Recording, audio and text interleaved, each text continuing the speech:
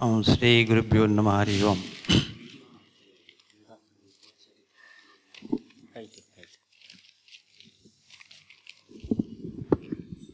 ಕೃಷ್ಣಾಯ ವಾಸುದೇವಾಯ ದೇವಕೀ ನಂದನಾಯ ಚ ನಂದಗೋಪಕುಮಾರಾಯ ಗೋವಿಂದಾಯ ನಮೋ ನಮಃ.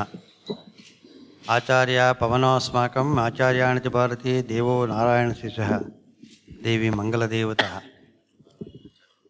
ಅರ್ಥಿಕಲ್ಪಿತಕಲ್ಪೋಯಂ ಪ್ರತ್ಯರ್ಥ ಗಜಕೇಸರಿ ವ್ಯಾಸತೀರ್ಥ ಗುರುರ್ಭೂಯಾತ್ ಸಮದಿಷ್ಟಾರ್ಥಸಿದ್ಧಯೇ ತಪೋವಿದ್ಯಾ ವಿರಕ್ತಾರಿ ಸದ್ಗುಣಕಾಕರಾನಹಂ ವಾದಿರಾಜಗುರುನ್ ವಂದೇ ಹಯಗ್ರೀವದಯಾಸ್ಯನ್ ಪೂಜ್ಯಾಯ ರಾಘವೇಂದ್ರಾಯ ಸತ್ಯಧರ್ಮರತಾಯ ಚ ಭಜತಾಂ ಕಲ್ಪವೃಕ್ಷಾಯ ನಮತಾಂ ಕಾಮಧೇನವೇ. ನಮ್ಮ 25ನೇ ವರ್ಷದ ವಾರ್ಷಿಕೋತ್ಸವದ ಸಂಬಂಧವಾಗಿ ಜ್ಞಾನಸತ್ರದ 7ನೇ ದಿನದ ಕಾರ್ಯಕ್ರಮವನ್ನು ನಮ್ಮ ಮಧ್ಯಸ್ಥರ ಸಂಪನ್ನರಾದ ಡಾಕ್ಟರ್ ಬದ್ರಿ ಆಚಾರ್ಯ ಅವರು ನಡೆಸ್ಕೊಡ್ತಾ ಇದ್ದಾರೆ. ಇದರ ವಿಶೇಷ ಅಂದರೆ ಮಹಾಭಾರತದಲ್ಲಿ ಪಾತ್ರಗಳನ್ನು ನೋಡ್ತಾ ಇದ್ದೀವಿ. ಈ ದಿನದ ವಿಶೇಷ ಅಂದರೆ ಮಹಾಭಾರತದಲ್ಲಿ ದ್ರೋಣಾಚಾರ್ಯರ ಒಂದು ವ್ಯಕ್ತಿತ್ವವನ್ನು ಆಚಾರ್ಯರು ಸನ್ನಿಧಾನ ನೀಡಿ ನಮ್ಮ ಅನುಗ್ರಹ ಮಾಡಲಿದ್ದಾರೆ. ಆಚಾರ್ಯಗೆ ಅನಂತಾನಂತ ಪ್ರಣಾಮಗಳು ಮತ್ತು ಸ್ವಾಗತವನ್ನು ಬಯಸ್ತೀನಿ. ಕೃಷ್ಣಾರ್ಪಣಮಸ್ತು.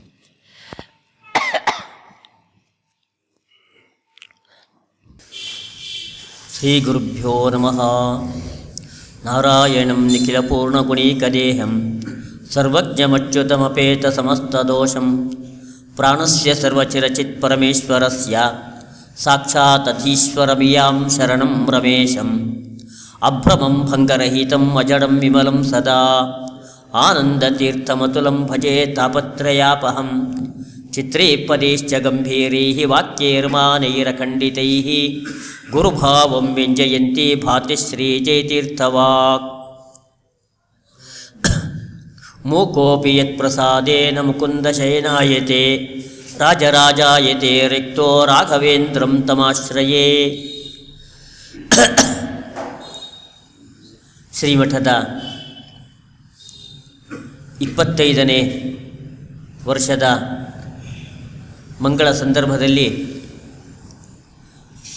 ರಾಘವೇಂದ್ರ ತೀರ್ಥರಿಗೆ ಪ್ರಿಯವಾದ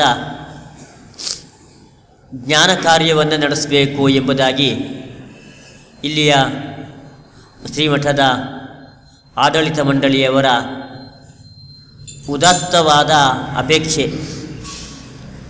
ಮಹಾಭಾರತದ ಪಾತ್ರಗಳ ಪರಿಚಯಾತ್ಮಕವಾದ ಉಪನ್ಯಾಸ. ಯಾಕೆಂದರೆ ಇವತ್ತು ಸಮಾಜದಲ್ಲಿ ಬುದ್ಧಿಜೀವಿಗಳ ಆಕ್ಷೇಪ ನಮ್ಮ 2 ಗ್ರಂಥಗಳ ಮೇಲೆ, ಒಂದು ರಾಮಾಯಣ ಮತ್ತೊಂದು ಮಹಾಭಾರತ. ಇವೆರಡು ಗ್ರಂಥಗಳು ಕೂಡ ನಮ್ಮ ಭಾರತೀಯ ಸಂಸ್ಕೃತಿಯ 2 ಕಣ್ಣುಗಳು ಇದ್ದಂತೆ. ಅದು ಸಮಗ್ರವಾಗಿ ಭಾರತೀಯ ಸಂಸ್ಕೃತಿ ಏನದು ಎಂಬುದನ್ನು ತುಂಬ ಚೆನ್ನಾಗಿ ನಾವು ಅರ್ಥ ಮಾಡಿಕೊಳ್ಬೇಕು ಅಂತ ಇದ್ದರೆ ಮಹಾಭಾರತ ಮತ್ತು ರಾಮಾಯಣ 2 ಕೃತಿಗಳನ್ನು ಸಮಗ್ರವಾಗಿ ನಾವು ಅಧ್ಯಯನ ಮಾಡಬೇಕು. ಆವಾಗ ಮಾತ್ರ ನಮ್ಮ ಸಂಸ್ಕೃತಿಯ ಸ್ಪಷ್ಟವಾಗಿರ್ತಕ್ಕಂತಹ ಪರಿಚಯ ನಮಗೆ ಆಗತ್ತೆ. ಮಹಾಭಾರತ ಇದು ಮೇಲ್ನೋಟಕ್ಕೆ ನೋಡಿದಾಗ ಯಾರೋ ದಾಯಾದಿಗಳು, ಅಣ್ಣ ತಮ್ಮಂದಿರು ಆಸ್ತಿಗೋಸ್ಕರವಾಗಿ ಕಲಹವನ್ನು ಮಾಡಿದರು ಅಂತ ಮೇಲ್ನೋಟಕ್ಕೆ ತೋರುತ್ತೆ. ಆದರೆ ಇದು ಆಸ್ತಿಗೋಸ್ಕರವಾಗಿ ನಡೆದ ಯುದ್ಧ ಅಲ್ಲ. ಸತ್ಯ, ನ್ಯಾಯ, ಪ್ರಾಮಾಣಿಕತೆ ಅವುಗಳ ಮಹತ್ವವನ್ನು ತಿಳಿಸಿಕೊಡಬೇಕಾಗಿದೆ. ಅದನ್ನು ತಿಳಿಸಿಕೊಡ್ಲಿಕ್ಕೋಸ್ಕರವಾಗಿಯೇ ಈ ಮಹಾಭಾರತದ ಒಟ್ಟು ಕಥೆ ಹೊರಟಿರ್ತಕ್ಕಂಥದ್ದಿದು. ನಮ್ಮ ಸಂಸ್ಕೃತಿಯ ಸಾರವೂ ಅದೇ, ಸತ್ಯ, ನ್ಯಾಯ, ಪ್ರಾಮಾಣಿಕತೆ. ಅದೇ ನಮ್ಮ ಸಂಸ್ಕೃತಿ. ಅದು ಮಹಾಭಾರತದ ಹಲವಾರು ಪಾತ್ರಗಳು. ಒಂದು ಕೃಷ್ಣ ಪ್ರಧಾನನಾಗಿರ್ತಕ್ಕಂತಹ ವ್ಯಕ್ತಿ ಮಹಾಭಾರತದ ನಾಯಕನಾಗಿ ಕಾಣ್ತಾನೆ. ಅವನನ್ನು ಬಿಟ್ಟರೆ ಅನಂತರದಲ್ಲಿ ಭೀಮಸೇನ ಆಮೇಲೆ ಅರ್ಜುನ, ಧರ್ಮರಾಜ, ದ್ರೌಪದಿ, ಕುಂತಿ, ನಕುಲ ಸಹದೇವರು. ಇದು ಒಂದು ಕಡೆಯ ಪಾತ್ರಗಳು. ಇನ್ನೊಂದು ಕಡೆಯ ಪಾತ್ರಗಳು ಧೃತರಾಷ್ಟ್ರ, ದುರ್ಯೋಧನ, ಕರ್ಣ, ಆಮೇಲೆ ದುಶ್ಯಾಸನ. ಅನಂತರದಲ್ಲಿ ಬರ್ತಕ್ಕಂಥವರೆಲ್ಲರೂ ಕೂಡ ಪ್ರಧಾನ ಪಾತ್ರಗಳಲ್ಲ. ಭೀಷ್ಮಾಚಾರ್ಯರು, ದ್ರೋಣಾಚಾರ್ಯರು, ಕೃಪಾಚಾರ್ಯರು, ವಿದುರ, ಗಾಂಧಾರಿ, ಹೀಗೆ ಅನೇಕ ಪಾತ್ರಗಳು ಮಹಾಭಾರತದಲ್ಲಿ ಬರ್ತಕ್ಕಂಥದ್ದಿದೆ. ನಾನಿವತ್ತು ಮಾತನಾಡಲಿಕ್ಕೆ ಹೊರಟಿರ್ತಕ್ಕಂಥದ್ದು ದ್ರೋಣಾಚಾರ್ಯರ ಪಾತ್ರ. ಆಚಾರ್ಯರು ತಾತ್ಪರ್ಯ ನಿರ್ಣಯದಲ್ಲಿ ಒಂದು ಕಡೆಯಲ್ಲಿ ಹೇಳ್ತಾರೆ, ದ್ರೋಣಾದ್ಯಾಹ ಇಂದ್ರಿಯಾಣ್ಯಾಹುಹೋ ಎಂಬುದಾಗಿ. ನಮ್ಮ ದೇಹದಲ್ಲಿ ಇಂದ್ರಿಯಗಳು ಏನು ಕೆಲಸವನ್ನು ಮಾಡುತ್ತೆ? ಕಣ್ಣು, ಕಿವಿ, ಮೂಗು, ತ್ವಗಿಂದ್ರಿಯ ಈ ಚರ್ಮ, ಕಿವಿ ಶ್ರವಣೇಂದ್ರಿಯ, ಅಥವಾ ಕರ್ಮೇಂದ್ರಿಯಗಳು ವಾಗೀಂದ್ರಿಯ, ಕೈ, ಕಾಲು, ಪಾಯು ಉಪಸ್ಥ, ಇವೆಲ್ಲ ಕರ್ಮೇಂದ್ರಿಯಗಳು. ಜ್ಞಾನೇಂದ್ರಿಯಗಳು, ಕರ್ಮೇಂದ್ರಿಯಗಳು, ಇವೆಲ್ಲ ನಮ್ಮ ದೇಹದಲ್ಲಿ ಏನು ಕಾರ್ಯವನ್ನು ಮಾಡುತ್ತೆ? ಅದೇ ಕಾರ್ಯವನ್ನು ಮಾಡ್ತಕ್ಕಂಥವರು ದ್ರೋಣಾದ್ಯಾಹ,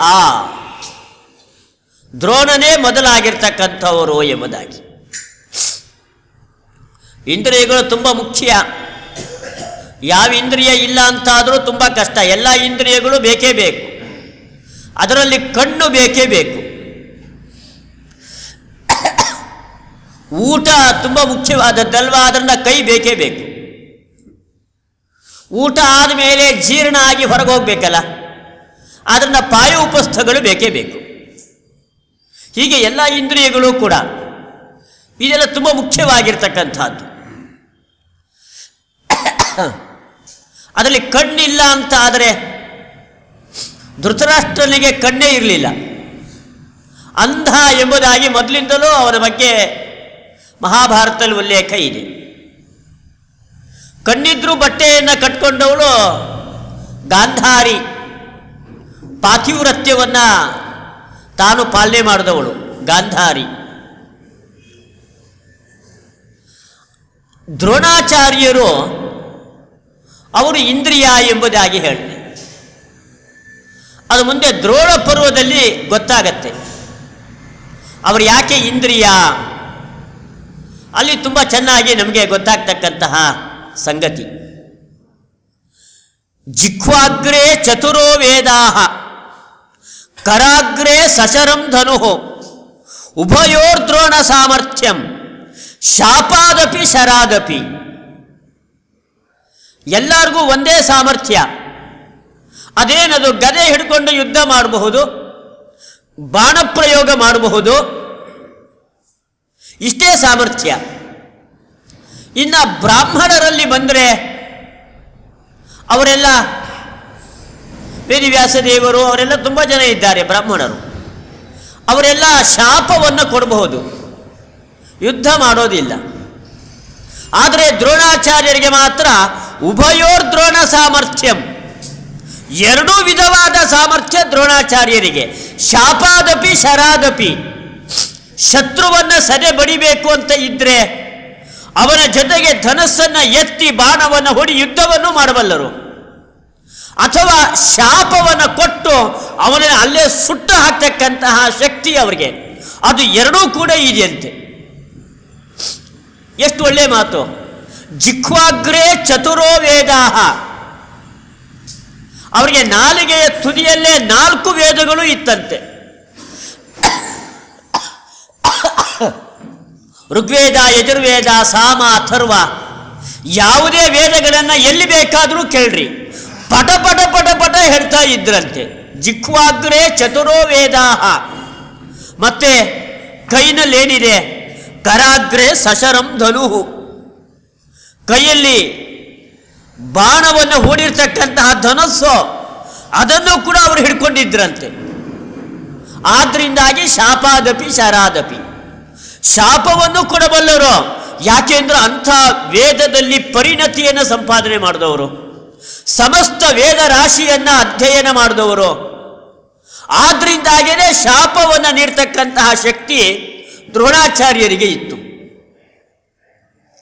ಇನ್ನ ಅವರ ಅಸ್ತ್ರವಿದ್ಯೆ, ಅದರ ಬಗ್ಗೆ ಎರಡು ಮಾತಿಲ್ಲ. ಎಲ್ಲ ರಾಜಕುಮಾರರಿಗೆ, ಭೂಮಂಡಲದ ಮೇಲೆ ಯಾವ್ಯಾವ ರಾಜಕುಮಾರರುಗಳಿದ್ರೋ ಆಗಿನ ಕಾಲದಲ್ಲಿ ಪ್ರತಿಯೊಬ್ಬರಿಗೂ ಧನುರ್ವಿದ್ಯೆಯನ್ನು ಕಲಿಸಿದ ಮಹಾತ್ಮ ಅಂದರೆ ದ್ರೋಣಾಚಾರ್ಯರು ಮಾತ್ರ. ಹೀಗೆ ದ್ರೋಣಾಚಾರ್ಯರು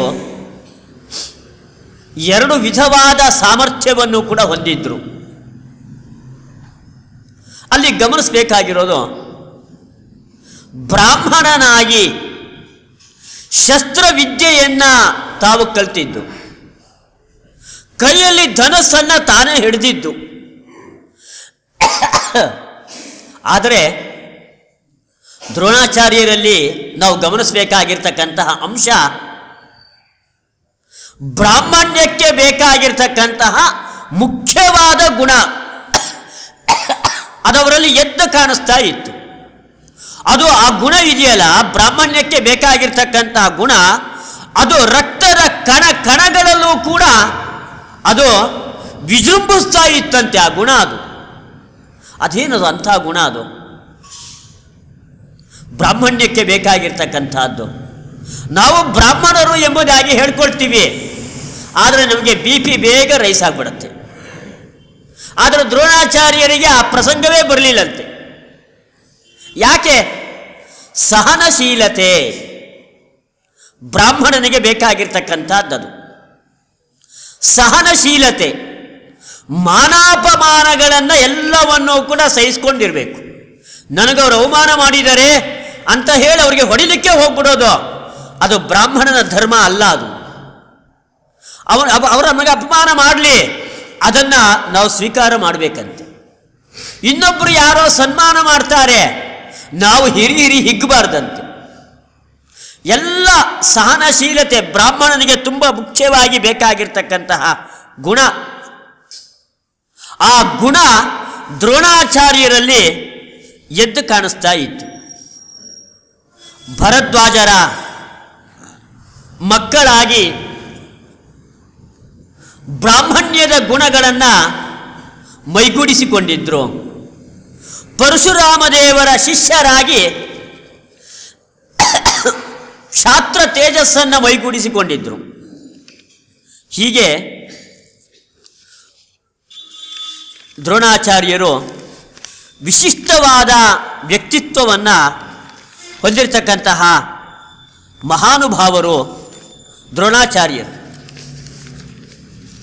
ಈ ದ್ರೋಣಾಚಾರ್ಯರ ವ್ಯಕ್ತಿತ್ವ, ಅವರು ಜನ್ಮ, ಅವರು ಹೇಗೆ ಹುಟ್ಟಿ ಬಂದರು, ಏನದು ಅಂತ ಪ್ರಶ್ನೆ ಬರುತ್ತೆ. ಈ ಭರದ್ವಾಜರು ಬೃಹಸ್ಪತ್ಯಾಚಾರ್ಯರು. ಈ ದ್ರೋಣಾಚಾರ್ಯರು ಬೃಹಸ್ಪತ್ಯಾಚಾರ್ಯರ ಅವತಾರ.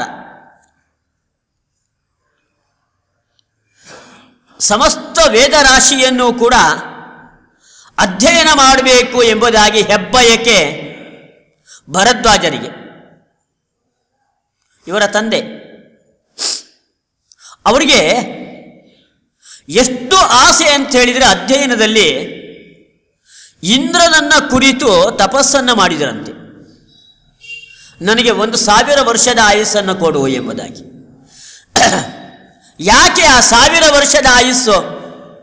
ಅಧ್ಯಯನ ಮಾಡಲಿಕ್ಕೋಸ್ಕರವಾಗಿ ಎಂಬುದಾಗಿ. ನಾವು ಹೇಗೆ ಅಂದರೆ, ಏಪ್ರಿಲ್ ತಿಂಗಳಲ್ಲಿ ಪರೀಕ್ಷೆ ಅಂತ ಹೇಳಿದರೆ ಫೆಬ್ರವರಿ ಬಂದಾಗ ಪುಸ್ತಕ ತೆಗಿಲಿಕ್ಕೆ ಆವಾಗಲೂ ಹಿಂದೆ ಮುಂದೆ ನೋಡ್ತೀವಿ. ನಾವು ಹಾಗೆ ಪರೀಕ್ಷೆಗೋಸ್ಕರವಾಗಿ ಓದೋರು. ಓದಿರೋದಕ್ಕೋಸ್ಕರ ಪರೀಕ್ಷೆ ಅಲ್ಲ, ಪರೀಕ್ಷೆಗೋಸ್ಕರವಾಗಿ ಓದೋರು ನಾವು. ಆದರೆ ಭರದ್ವಾಜರು ಹಾಗಲ್ಲ. ಆ ವಿದ್ಯೆ ಜ್ಞಾನ ಸಂಪಾದನೆಯನ್ನು ಮಾಡಬೇಕು ಎಂಬುದಾಗಿ ಅಷ್ಟು ಅವರಿಗೆ ಅದರ ಉತ್ಕಂಠತೆ. ಅದಕ್ಕೆ ಇಂದ್ರನಿಂದ 1000 ವರ್ಷದ ಆಯಸ್ಸನ್ನು ಭರದ್ವಾಜರು ಪಡ್ಕೊಂಡಿದ್ದರು. ತಮ್ಮ ಇಡೀ ಜೀವಮಾನವನ್ನೇ ವೇದಾಧ್ಯಯನಕ್ಕೋಸ್ಕರವಾಗಿ ಮೀಸಲಾಗಿಟ್ಟವರು. ಅವರು ಅದಕ್ಕೋಸ್ಕರವಾಗಿ ಮಾಡಿದ ವ್ರತಗಳು ಒಂದಲ್ಲ ಎರಡಲ್ಲ 10 ವ್ರತಗಳ ಅನುಷ್ಠಾನವನ್ನು ಮಾಡಿದರು. ಒಳ್ಳೆಯ ಕರ್ಮಯೋಗಿಗಳು ಹೌದು, ಜ್ಞಾನಯೋಗಿಗಳು ಕೂಡ ಹೌದು. ಇದು ಭರದ್ವಾಜರ ವ್ಯಕ್ತಿತ್ವ. ಇದು ಇಂಥ ಭರದ್ವಾಜರು ಒಮ್ಮೆ ಗಂಗಾ ನದಿಗೆ ಸ್ನಾನಕ್ಕೋಸ್ಕರವಾಗಿ ತೆರಳಿದ್ದಾರೆ. ಅಲ್ಲಿ ಆಗ ತಾನೇ ಘೃತಾಚಿ ಎಂಬತಕ್ಕಂತಹ ಅಪ್ಸರ ಸ್ತ್ರೀ ಅವಳು ಸ್ನಾನವನ್ನು ಮುಗಿಸಿದ್ದಾಳೆ. ಆಗ ತಾನೇ ಅವಳು ಮುಗಿಸಿದ್ದಾಳೆ. ಅವಳ ಸೌಂದರ್ಯ ಅದು ಎಂಥ ಸೌಂದರ್ಯದ ರಾಶಿ ಅವಳಲ್ಲಿ. ಸೌಂದರ್ಯವೇ ಸಾಕಾರವಾದ ಮೂರ್ತಿಯ ಘೃತಾಚಿ. ಅವಳನ್ನು ನೋಡಿದರು. ಅವಳ ಲಾವಣ್ಯ, ಅವಳ ತಾರುಣ್ಯ, ಅವಳ ಮೈಕಾಂತಿ, ಸೌಂದರ್ಯದ ಸಿರಿ ಗಮನಿಸಿದರು. ಮನಸ್ಸು ಮಬ್ಬಾಯಿತು. ತಮ್ಮ ಮನಸ್ಸಿನ ಮೇಲಿನ ಹಿಡಿತವನ್ನು ಒಂದು ಕ್ಷಣಕಾಲ ಅವರು ಕಳೆದುಕೊಂಡ್ರು. ಮನಸ್ಸಿನಲ್ಲಿ ಏನೋ ವಿಚಿತ್ರವಾದ ಅಲೆಗಳು ಎದ್ದೇಳ್ತಾ ಇದೆ. ಬಿರುಗಾಳಿ ಬಂದಿದೆ. ಘೃತಾಚಿಯ ಮೇಲಿನ ವಸ್ತ್ರ ಹಾರೇ ಹೋಯಿತು. ಯಾವಾಗ ಚಿತ್ತ ವಿಭ್ರಾಂತರಾಗಿದ್ದಾರೆ ಭರದ್ವಾಜರು, ಆ ಘೃತಾಚಿಯ ಆ ಸೌಂದರ್ಯವನ್ನು ದಿಟ್ಟಿಸಿ ಆವಾಗಲೇ ಬಿರುಗಾಳಿ ಬಂತು, ಬಟ್ಟೆ ಹಾರಿತು. ಘೃತಾಚಿಯ ಬಟ್ಟೆ ಸ್ವಲ್ಪ ಹಾರಿದೆ. 3 ಲೋಕದ ಕಾಂತಿ ಸೌಂದರ್ಯ ಅದೆಲ್ಲ ಅವಳ ದೇಹದ ಒಂದೊಂದು ಅವಯವಗಳಲ್ಲಿ ಮಡುಗಟ್ಟಿ ಹೋಗಿದೆ. ಭರದ್ವಾಜರಿಗೆ ಆಶ್ಚರ್ಯ ಆಯಿತು. ಮನಸ್ಸಿನಲ್ಲಿ ಅಲ್ಲೋಲ ಕಲ್ಲೋಲ ಉಂಟಾಗಿದೆ. ಬುದ್ಧಿ ಸ್ಥಿಮಿತತೆಯನ್ನು ಕಳೆದುಕೊಂಡಿದೆ. ಮನಸ್ಸು ಎಲ್ಲೋ ಹಾರಿ ಹೋಯಿತು. ಸಮಸ್ತ ವೇದಾಧ್ಯಯನವನ್ನು ಮಾಡಿದವರು ಭರದ್ವಾಜರು. ಆದರೆ ಇವತ್ತು ಬುದ್ಧಿ ತಾನು ಸ್ವಾಧೀನತೆಯನ್ನು ಕಳೆದುಕೊಂಡಿದೆ. ಆ ಘೃತಾಚಿಯನ್ನು ನೋಡಿದರು. ನೋಡಿದಾಗ ಅವರಿಗೆ ರೇತಸ್ಖಲನವಾಯಿತು. ಘೃತಾಚಿಯ ಸಂಪರ್ಕವನ್ನು ಮಾಡಿಲ್ಲ. ಕೇವಲ ದರ್ಶನದಿಂದಲೇ ಅವರ ರೇತಸ್ಸಿನ ಸ್ಖಲನ ಆಗಿದೆ. ಅವರ ರೇತಸ್ಸನ್ನು ದ್ರೋಣ ಅಂತನ್ನೋದು ಒಂದು ಪಾತ್ರೆ, ಆ ರೇತಸ್ಸನ್ನು ಒಂದು ಪಾತ್ರೆಯಲ್ಲಿ ಹಾಕಿಟ್ರಂತೆ. ಸ್ವಲ್ಪ ಕಾಲ ಕಳೆದ ಮೇಲೆ ಆ ಪಾತ್ರೆಯಿಂದ ಒಂದು ಶಿಶು ತಾನು ಹೊರಗೆ ಬಂದಿದೆ. ಆ ಪಾತ್ರೆಯನ್ನೇ ದ್ರೋಣ ಅಂತ ಕರೆಯೋದು. ಆ ಪಾತ್ರೆಯಿಂದ ಹುಟ್ಟಿ ಬಂದವರು ದ್ರೋಣಾಚಾರ್ಯರು. ಆದ್ದರಿಂದಲೇ ಆ ಪಾತ್ರೆಯಿಂದ ಹುಟ್ಟು ಬಂದಿದ್ದರಿಂದಲೇ ಅವರಿಗೆ ದ್ರೋಣ ಅಂತ ಹಾಗೆ ಅವರನ್ನು ಕರೀಲಿಕ್ಕೆ ಪ್ರಾರಂಭ ಮಾಡಿದರು. ಇದು ಯಾಕೆ ಈ ಕಥೆ ನಾನು ಹೇಳ್ತಿರೋದು? ಇದು ದ್ರೋಣಾಚಾರ್ಯರ ಪಾವಿತ್ರ್ಯವನ್ನು ತಿಳಿಸಿಕೊಡುತ್ತೆ ಈ ಕಥೆ. ಇದು ಯಾಕೆಂದ್ರೆ ಅವರಿಗೆ ಗರ್ಭವಾಸ ಇಲ್ಲ. ಎಲ್ಲರೂ ಹುಟ್ಟಬೇಕಾದ್ರೆ 9 ತಿಂಗಳು ಗರ್ಭವಾಸವನ್ನು ಮಾಡಲೇಬೇಕಲ್ವಾ? ಆದರೆ ದ್ರೋಣಾಚಾರ್ಯರಿಗೆ ಗರ್ಭವಾಸ ಇಲ್ಲ. ಅವರು ಯೋನಿಯಿಂದ ಹುಟ್ಟಿ ಬಂದವರು ಅಲ್ಲೇ ಅಲ್ಲ. ಅವರು ಅಯೋನಿಜರು. ಅವರು ದ್ರೋಣಾಚಾರ್ಯರು. ಹೀಗೆ ಆ ಮಗು ದೊಡ್ಡದಾಗಿ ಬೆಳೀತಾ ಇದೆ. ಭರದ್ವಾಜರು ಆ ಮಗುವನ್ನು ಸಾಕಿ ಸರ ಮಾಡ್ತಾ ಇದ್ದಾರೆ. ಅವನಿಗೆ ದೊಡ್ಡವನಾದ, ಅವನಿಗೆ ವೇದಾಧ್ಯಯನವನ್ನು ಮಾಡಿಸಿದರು. ಬರೀ ವೇದಗಳ ಅಧ್ಯಯನ ಅಲ್ಲ, ವೇದಾಂಗಗಳು. ಯಾವುದು ವೇದಾಂಗಗಳು? ತರ್ಕ, ವ್ಯಾಕರಣ, ಛಂದಸ್ಸು, ಕಲ್ಪ, ನಿರುಕ್ತ, ಜ್ಯೋತಿಷ, ಇದೆಲ್ಲದರ ಅಧ್ಯಯನವನ್ನು ಕೂಡ ಆ ದ್ರೋಣರಿಗೆ ಭರದ್ವಾಜರು ತಾವು ಮಾಡಿಸಿದ್ದಾರೆ. ಭರದ್ವಾಜರ ಶಿಷ್ಯರು ಅಗ್ನಿವೇಶ್ಯರು ಎಂಬುದಾಗಿ. ಭರದ್ವಾಜರ ಶಿಷ್ಯರು, ಈ ಭರದ್ವಾಜರಿಗೆ ಆಗ್ನೇಯಾಸ್ತ್ರದ ಉಪದೇಶ ಅದು ಮಗನಿಗೆ ಕೊಡಬೇಕು ಎಂಬುದಾಗಿ ತಾವು ಕೊಡಲಿಲ್ಲಂತೆ. ಅಗ್ನಿವೇಶ್ಯರಿಂದ ಆ ಉಪದೇಶವನ್ನು ಅವರು ಕೊಡಿಸಿದ್ರಂತೆ. ಅಗ್ನಿವಿದ್ಯೆಯಲ್ಲಿ ಅಂಥ ಪ್ರವೀಣರು ಅಗ್ನಿವೇಶ್ಯರು, ಅವರಿಗೆ ಹೆಸರೇ ಅಗ್ನಿವೇಶ್ಯ ಎಂಬುದಾಗಿ. ಅಗ್ನಿವಿದ್ಯೆಯಲ್ಲಿ ಮಹಾಪ್ರಾವೀಣ್ಯವನ್ನು ಅವರು ಸಂಪಾದನೆ ಮಾಡಿದ್ರು. ಆದ್ದರಿಂದಾಗಿ ಅಗ್ನಿವೇಶ್ಯರಿಂದಲೇ ಆಗ್ನೇಯಾಸ್ತ್ರದ ಉಪದೇಶವನ್ನು ದ್ರೋಣರಿಗೆ ಭರದ್ವಾಜರು ಕೊಡಿಸಿದರು. ನಾನಾಗಲೇ ಹೇಳಿದೆ, ದ್ರೋಣಾಚಾರ್ಯರು ಬೃಹಸ್ಪತ್ಯಾಚಾರ್ಯರ ಅವತಾರ. ದೇವತಾ ಗುರುಗಳು ಬೃಹಸ್ಪತ್ಯಾಚಾರ್ಯರು. ಆ ಬೃಹಸ್ಪತ್ಯಾಚಾರ್ಯರ ಮಗ ಭರದ್ವಾಜರು. ಭರದ್ವಾಜರಿಗೆ ನಾನಾಗಲೇ ಹೇಳಿದ್ನಲ್ಲ, ರೇತಸ್ಖಲನ ಆಯಿತು ಎಂಬುದಾಗಿ. ಆ ರೇತಸ್ಖಲನ ಆಗುವ ಸಂದರ್ಭದಲ್ಲಿ ಅವರು ಜ್ಞಾಪಿಸಿಕೊಂಡಿದ್ದು ತಮ್ಮ ತಂದೆಯನ್ನು ಜ್ಞಾಪಿಸಿಕೊಂಡಿದ್ದರಿಂದಾಗಿ ತಂದೆನೇ ಹುಟ್ಟಿ ಬಂದರು. ಬೃಹಸ್ಪತ್ಯಾಚಾರ್ಯರೇ ಇವಾಗ ದ್ರೋಣಾಚಾರ್ಯರಾಗಿ ತಾವು ಹುಟ್ಟು ಬಂದಿದ್ದು. ಹೀಗೆ ದ್ರೋಣಾಚಾರ್ಯರು ಜನ್ಮವನ್ನು ತಾಳಿದರು. ದ್ರೋಣಾಚಾರ್ಯರಲ್ಲಿ ಬ್ರಹ್ಮದೇವರ ಆವೇಶ ಅದ್ಯಾಕೆ ಅಂತ ಆಶ್ಚರ್ಯ ಆಗತ್ತೆ.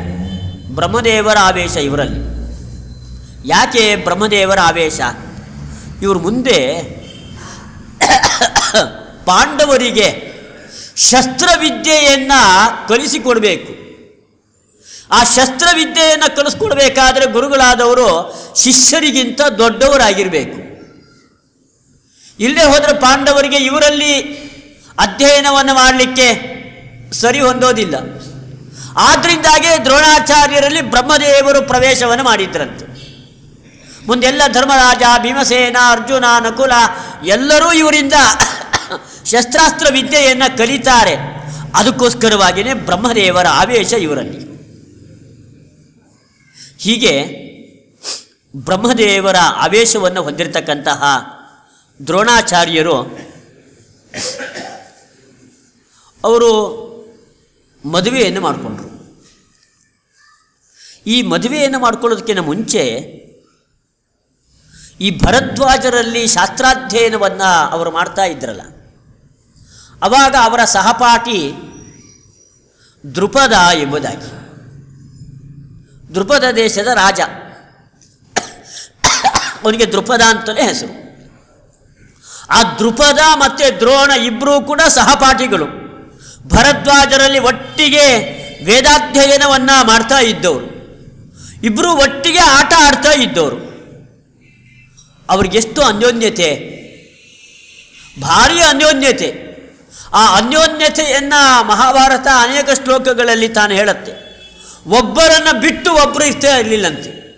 ಅವನು ಊಟ ಮಾಡಿದರೆ ಇವನು ಊಟ, ಇವನು ಊಟ ಮಾಡಿದರೆ ಅವನು ಊಟ, ಅವನು ಏನು ಊಟ ಮಾಡ್ತಾನೋ ಅದೇ ಊಟ ಇವನು, ಇವನೇನು ಊಟ ಮಾಡ್ತಾನೋ ಅದೇ ಊಟ.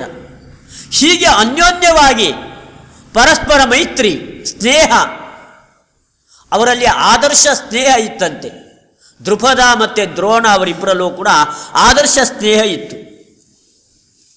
ಆವಾಗ ದೃಪದ ಒಮ್ಮೆ ತಾನು ಹೇಳಿದ್ದಂತೆ, ನಾನು ಒಂದು ದಿವಸ ರಾಜನಾಗ್ತೀನಿ ಎಂಬುದಾಗಿ. ಆದರೆ ದ್ರೋಣ ದಟ್ಟ ದರಿದ್ರ ಬ್ರಾಹ್ಮಣ. ಎಲ್ಲರೂ ಕಥೆಗಳಲ್ಲಿ ಓದ್ತೀವಲ್ಲ, ಒಂದು ಊರಿನಲ್ಲಿ ಒಬ್ಬ ದರಿದ್ರ ಬ್ರಾಹ್ಮಣನಿದ್ದನು ಅಂತಲೇ ಕಥೆ ಪ್ರಾರಂಭ ಆಗತ್ತೆ ಅಂತ ಹೇಳೋದುಂಟಲ್ಲ. ಹಾಗೆ ದ್ರೋಣ ದರಿದ್ರ ಬ್ರಾಹ್ಮಣ. ದೃಪದ ಹೇಳ್ದ, ನಾನು ಭಾರಿ ದೊಡ್ಡ ಚಕ್ರವರ್ತಿ ಆಗ್ತೀನಿ, ನೀನೇನು ಯೋಚನೆ ಮಾಡಬೇಡ, ನೀನು ಸುಖವಾಗಿ ನನ್ನ ರಾಜ್ಯದಲ್ಲಿ ಬಂದು ವಾಸ ಮಾಡು, ಎಲ್ಲ ಭೋಗಗಳು ನಿನಗೋಸ್ಕರವಾಗಿ ನಾನು ಬಿಟ್ಕೊಡ್ತೀನಿ, ಇಬ್ಬರೂ ರಾಜ್ಯ ಸುಖವನ್ನು ಒಟ್ಟಾಗಿ ಅನುಭವಿಸೋಣ. ಅಷ್ಟು ಸ್ನೇಹ ಆ ದೃಪದ ದ್ರೋಣ ಅವರಿಬ್ಬರಲ್ಲೂ ಕೂಡ ಅಂಥ ಆತ್ಮೀಯತೆ ಅವರಲ್ಲಿ ಮೂಡಿ ಬಂದಿತ್ತು. ಮುಂದೆ ದೃಪದನ ತಂದೆ ಪೃಷತ ಮರಣ ಹೊಂದಿದ. ದೃಪದ ತಾನು ಚಕ್ರವರ್ತಿಯಾದ, ರಾಜನಾದ. ದ್ರೋಣಾಚಾರ್ಯರು ತಂದೆಯ ಆಶ್ರಮದಲ್ಲೇ ಕೆಲವಾರು ವರ್ಷಗಳ ಕಾಲ ತಪಸ್ಸನ್ನು ಮಾಡಿ ತುಂಬ ನಿಷ್ಠುರವಾದ ಜೀವನವನ್ನು ಅವರು ನಡೆಸಿದರು. ತುಂಬ ಕಠಿಣವಾದ ಜೀವನ. ಎಲ್ಲ ವ್ರತಗಳ ಅನುಷ್ಠಾನವನ್ನು ಅವರು ಮಾಡಿದರು. ಮಹಾ ತಪಸ್ಸು. ತಂದೆ ಹೊರಟೋಗಿದ್ದಾರೆ, ತಂದೆ ಇಲ್ಲ. ತಾಯಿಯ ಜವಾಬ್ದಾರಿ ಇವರ ಮೇಲೆ ಬಿದ್ದಿದೆ, ದ್ರೋಣನ ಮೇಲೆ ಬಿದ್ದಿದೆ. ತಾಯಿಯನ್ನು ಕೂಡ ಇವರೇ ರಕ್ಷಣೆ ಮಾಡ್ತಾ ಇದ್ರು. ಹೀಗೆ ಸಕಲ ವೇದಗಳ ಅಧ್ಯಯನ, ತಪಸ್ಸು, ಅದರಿಂದ ಎಲ್ಲ ಪಾಪಗಳನ್ನು ಕೂಡ ಪರಿಹಾರ ಮಾಡಿಕೊಂಡ್ರಂತೆ. ಅಲ್ಲಿ ಹೇಳ್ತಾರೆ ಅವರ ಜೀವನ ಎಂಥದ್ದು ಎಂಬುದಾಗಿ. ಶಿಲೋಂಚ ವೃತ್ತಿ ಅಂತ ಮಹಾಭಾರತದಲ್ಲೂ ಬರುತ್ತೆ. ಆಚಾರ್ಯರು ತಾತ್ಪರ್ಯ ನಿರ್ಣಯದಲ್ಲೂ ಅದನ್ನು ಹೇಳ್ತಾರೆ. ದ್ರೋಣಾಚಾರ್ಯರು ಶಿಲೋಂಚ ವೃತ್ತಿಯನ್ನು ಆಚರಿಸ್ತಾ ಇದ್ರು ಎಂಬುದಾಗಿ. ಶಿಲೋಂಚ ವೃತ್ತಿ ಅಂತ ಹೇಳಿದರೆ, ರೈತ ತಾನು ಬೆಳೆದಿರ್ತಕ್ಕಂತಹ ಭತ್ತ, ರಾಗಿ, ಜೋಳ ಅದೆಲ್ಲ ತಾನು ಕಿತ್ಕೊಂಡು ಹೋಗ್ತಾನೆ. ಕಿತ್ಕೊಂಡು ಹೋದ ಮೇಲೆ ಅಲ್ಲಿ ಕೆಳಗೆ ಬಿದ್ದಿರತ್ತಲ್ಲ, ಅದನ್ನು ಹಕ್ಕಿಗಳು ಬಂದು ತಿನ್ನತ್ತೆ. ಹಕ್ಕಿಗಳು ತಿಂದಾದ ಮೇಲೆ ಅಲ್ಲೇನು ಜೊಳ್ಳು ಧಾನ್ಯಗಳು ಉಳಿದಿರತ್ತೆ, ಅದೇ ಅವರ ಆಹಾರ ಅಂತ. ಎಂಥ ಕಠಿಣವಾದ ಜೀವನ. ಯಾರಲ್ಲೂ ಎಂದೂ ಹೋಗಿ 4 ಆನೆ ದುಡ್ಡು ಕೊಡಿ, ನಾನಿವತ್ತು ಹಾಲು ಕುಡಿಬೇಕು, ನೀರು ಕುಡಿಬೇಕು, ತರಕಾರಿ ಬೇಕು ಎಂದೆಂದೂ ಅವರ ಜೀವಮಾನದಲ್ಲಿ ಯಾರಲ್ಲೂ ಕೂಡ ಬೇಡಲಿಲ್ಲಂತೆ. ಅಪ್ರತಿಗ್ರಹ ಎಂಬುದಾಗಿ ಒಂದು ದೊಡ್ಡ ವ್ರತ. ಯಾರಿಂದಲೂ ಏನನ್ನು ಪ್ರತಿಗ್ರಹ ಮಾಡೋದಿಲ್ಲ, ಸ್ವೀಕಾರ ಮಾಡೋದಿಲ್ಲ. ಅಂಥ ಒಂದು ಅಪ್ರತಿಗ್ರಹ ಅನ್ನೋ ವ್ರತವನ್ನ ಅವರು ಪಾಲನೆ ಮಾಡ್ತಾ ಇದ್ರು. ಯಾರಿಂದಲೂ ಏನೂ ಸ್ವೀಕಾರ ಮಾಡ್ತಾ ಇರಲಿಲ್ಲ. ಏನಾದರೂ ದವಸ ಧಾನ್ಯ, ಜೊಳ್ಳು ಧಾನ್ಯ ಸಿಕ್ಕರೆ ತಿಂತಾ ಇದ್ರು, ಇಲ್ವಾ ಏನೂ ಇಲ್ಲ, ಉಪವಾಸ. ಹೀಗೆ ಕಠಿಣವಾದ ಜೀವನವನ್ನು ನಡೆಸ್ತಾ ಇದ್ರು. ಅವರಿಗೆ ಒಮ್ಮೆ ಯೋಚನೆ ಆಯಿತು, ಮದುವೆ ಮಾಡಿಕೊಳ್ಬೇಕು ಎಂಬುದಾಗಿ. ಅವರಿಗೆ ಯಾಕೆ ಬುದ್ಧಿ ಬಂತು ಅಂತ ಆಶ್ಚರ್ಯ ಆಗ್ಬೋದು. ಧರ್ಮನಿಷ್ಠುರವಾದ ಜೀವನವನ್ನು ನಡೆಸ್ತಾ ಇರತಕ್ಕಂಥ ದ್ರೋಣರಿಗೆ ಹೆಣ್ಣಿನ ಬಯಕೆ, ಖಂಡಿತವಾಗಿಯೂ ಅವರಿಗೆ ಹೆಣ್ಣಿನ ಬಯಕೆ ಇರಲಿಲ್ಲ. ಇಂದ್ರಿಯಗಳನ್ನು ಹತೋಟಿಯಲ್ಲಿ ಇಟ್ಕೊಂಡಿದ್ರು, ಇಂದ್ರಿಯ ನಿಗ್ರಹವನ್ನು ಸಂಪಾದನೆ ಮಾಡಿದ್ರು. ಅವರಿಗೆ ಸ್ವಲ್ಪನೂ ಆಸೆ ಇರಲಿಲ್ಲ. ಆದರೆ ತಾವು ಮದುವೆ ಆದರಂತೆ. ಯಾಕೆಂದರೆ ತಂದೆ ಹೇಳಿದ್ರಂತೆ ಮದುವೆ ಆಗುವ ಎಂಬುದಾಗಿ. ತಂದೆಯ ಮಾತು, ಪಿತೃವಾಕ್ಯ ಪರಿಪಾಲನೆ ಅದೊಂದು ಶ್ರೇಷ್ಠವಾದ ಧರ್ಮ, ಅದನ್ನು ಬಿಡಬಾರದು ಎಂಬುದಾಗಿ ತಾವು ಮದುವೆ ಆಗಬೇಕು ಎಂಬುದಾಗಿ. ಕಾಳಿದಾಸ ತುಂಬ ಚೆನ್ನಾಗಿ ಹೇಳ್ತಾನೆ, ರಘುವಂಶದ ರಾಜರುಗಳು ಮದುವೆ ಆಗ್ತಾ ಇದ್ರಂತೆ. ಅಲ್ಲ, ಯಾಕೆ ಮದುವೆ ಆಗ್ತಾ ಇದ್ರು? ಅವ್ರಿಗೂ ಆಸೆ ಇತ್ತು ಹೆಣ್ಣಿಂದು, ಖಂಡಿತವಾಗಿಯೂ ಇರಲಿಲ್ಲ. ರಘುವಂಶದ ರಾಜರುಗಳು ಅತ್ಯಂತ ಪರಿಶುದ್ಧರಾದವರು. ರಘು, ಅಜ, ದಿಲೀಪ ಎಂಥೆಂಥ ಸಾರ್ವಭೌಮರುಗಳು. ಅವರಿಗೆ ಆಸೆ ಇರಲಿಲ್ಲ. ಹಂಗಾರೆ ಯಾಕೆ ಮದುವೆ ಆಗ್ತಾ ಇದ್ದಿದ್ದು? ಪ್ರಜಾಯೈ ಗೃಹಮೇಧಿನಾಂ. ಉಪನಿಷತ್ತು ಹೇಳಿದೆ, ಪ್ರಜಾತಂತು ಮಾ ವ್ಯವಚ್ಛೇತ್ಸೀಹಿ. ಸಂತಾನ ಪರಂಪರೆ ಹಾಗೆ ಮುಂದುವರಿಬೇಕಂತೆ. ನಮ್ಮಪ್ಪ ನನ್ನನ್ನು ಹುಟ್ಟಿಸಿದ್ದಾನೆ, ಆ ಪಿತೃ ಋಣ ಪರಿಹಾರ ಆಗಬೇಕಾದ್ರೆ ನಾನು 4 ಜನ ಮಕ್ಕಳನ್ನ ಹುಟ್ಟಿಸ್ಬೇಕು. ಫ್ಯಾಮಿಲಿ ಪ್ಲಾನಿಂಗ್ ಇಲ್ಲ, ಅದೆಲ್ಲ ಇವತ್ತಿನ ಕಾಲದಲ್ಲಿ ಬಂದಿತ್ತು. ಅದು ಪಿತೃ ಋಣ ಪರಿಹಾರಕ್ಕೋಸ್ಕರವಾಗಿ ಮದುವೆ ಆಗಬೇಕು ಎಂಬುದಾಗಿ. ದ್ರೋಣಾಚಾರ್ಯರು ಈ ಪಿತೃ ಋಣ ಪರಿಹಾರ, ತಂದೆಯ ಆಜ್ಞೆ ಎರಡೂ ಇದೆ. ಶಾಸ್ತ್ರಗಳು ಕುಟುಂಬಿ ಆಗಬೇಕು ಎಂಬುದಾಗಿ ಹೇಳ್ತಾ ಇದೆ. ಗೃಹಸ್ಥ ಧರ್ಮ ಅದು ಶ್ರೇಷ್ಠವಾದ ಧರ್ಮ. ಒಂದು ದೊಡ್ಡ ಮರ ಇರುತ್ತೆ. ಆ ಮರ ಅನೇಕ ಪಕ್ಷಿಗಳಿಗೆ ಆಶ್ರಯವನ್ನು ನೀಡುತ್ತೆ. ಅದರ ಹಣ್ಣನ್ನು 4 ಜನ ತಿಂದು ಆನಂದವನ್ನು ಪಡ್ತಾರೆ. ಇನ್ಯಾರೋ 10 ಮಂದಿ ಅದರ ಕೆಳಗಡೆಗೆ ನೆರಳನ್ನ ಸುಖವನ್ನು ಅನುಭವಿಸ್ತಾರೆ.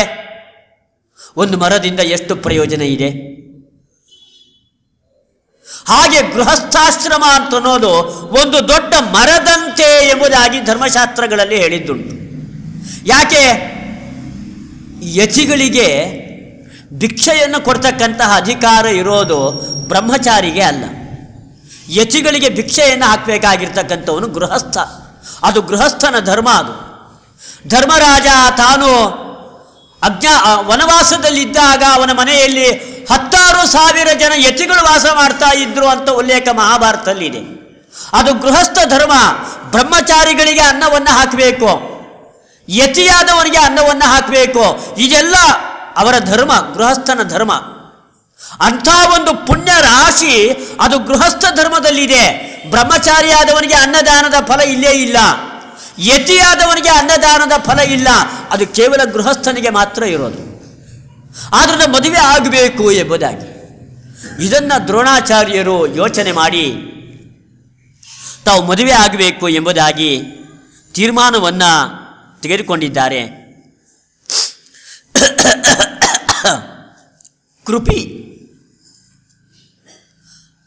ಕೃಪಾಚಾರ್ಯರ ಸಹೋದರಿ ಕೃಪಿ, ಆ ಕೃಪಿಯನ್ನ ಮದುವೆ ಆಗಿದ್ದಾರೆ. ತುಂಬ ಒಳ್ಳೆಯ ಹೆಣ್ಣು ಮಗಳು. ದ್ರೋಣಾಚಾರ್ಯರ ಧರ್ಮಾನುಷ್ಠಾನಕ್ಕೆ ಹೇಳಿ ಮಾಡಿದ ಹೆಣ್ಣು ಅವಳು. ಅವರ ಎಲ್ಲ ಧರ್ಮಾನುಷ್ಠಾನಕ್ಕೆ ಅನುಕೂಲಗಳನ್ನು, ಸೌಕರ್ಯಗಳನ್ನು ಕಲ್ಪಿಸಿಕೊಡ್ತಾ ಇದ್ದಂತೆ ಅವಳು. ಹೀಗೆ ಅವರು ಗೃಹಸ್ಥಾಶ್ರಮವನ್ನು ಸ್ವೀಕಾರ ಮಾಡಿದರು. ಆಮೇಲೆ ಅವರಿಗೆ ಇನ್ನೂ ಆಸೆ ಇತ್ತು. ಏನು ಆಸೆ? ಧನುರ್ವಿದ್ಯೆಯನ್ನು ನಾನು ಸಮಗ್ರವಾಗಿ ಓದಿಲ್ಲ, ವೇದವನ್ನು ಓದ್ದೆ, ಷಡಂಗಗಳನ್ನು ಓದ್ದೆ, ಆದರೆ ಧನುರ್ವಿದ್ಯೆಯನ್ನು ನಾನು ಸಮಗ್ರವಾಗಿ ಅಧ್ಯಯನ ಮಾಡಿಲ್ಲ. ಧನುರ್ವಿದ್ಯೆಯನ್ನು ಕೂಡ ಸಮಗ್ರವಾಗಿ ಅಧ್ಯಯನ ಮಾಡಬೇಕು ಅಂತ ಅವ್ರಿಗೆ ಆಸೆ ಉಂಟಾಯಿತು. ನೋಡಿದರು, ಯಾರ್ಯಾರನ್ನೋ ವಿಚಾರಿಸಿದರು, ಯಾರಲ್ಲಿ ನಾನು ಧನುರ್ವಿದ್ಯೆಯನ್ನು ಕಲಿಬಹುದು? ಪರಶುರಾಮ ದೇವರು ಧನುರ್ವಿದ್ಯೆಯಲ್ಲಿ ಪಾರಂಗತರು. ಆ ಪರಶುರಾಮ ದೇವರಲ್ಲಿ ಹೋಗಿ ತಾನು ಧನುರ್ವಿದ್ಯೆಯನ್ನು ಕಲಿಬೇಕು ಎಂಬುದಾಗಿ ಅವರಿಗೆ ಅಪೇಕ್ಷೆ. ಪರಶುರಾಮ ದೇವರು ಜಮದಗ್ನಿ ಋಷಿಗಳ ಮಗ. ದ್ರೋಣಾಚಾರ್ಯರ ಜೀವನಕ್ಕೆಲ್ಲ ಆದರ್ಶ ಅವರೇನೆ, ಗುರುಗಳು ಪರಶುರಾಮ ದೇವರು. 21 ಬಾರಿ ಅಖಂಡ ಭೂಮಂಡಲವನ್ನು ಸಂಚಾರ ಮಾಡಿ ದುಷ್ಟ ಕ್ಷತ್ರಿಯರ ದಮನವನ್ನು ಮಾಡಿದವರು. ಅಧಿಕಾರ, ಸಂಪತ್ತು ಇವುಗಳಿಂದ ಆಗಿನ ಕಾಲದ ಅನೇಕ ರಾಜರು ತುಂಬ ದರ್ಪದಿಂದ ಕೂಡಿದ್ರು, ಅಹಂಕಾರದಿಂದ ಕೂಡಿದ್ರು.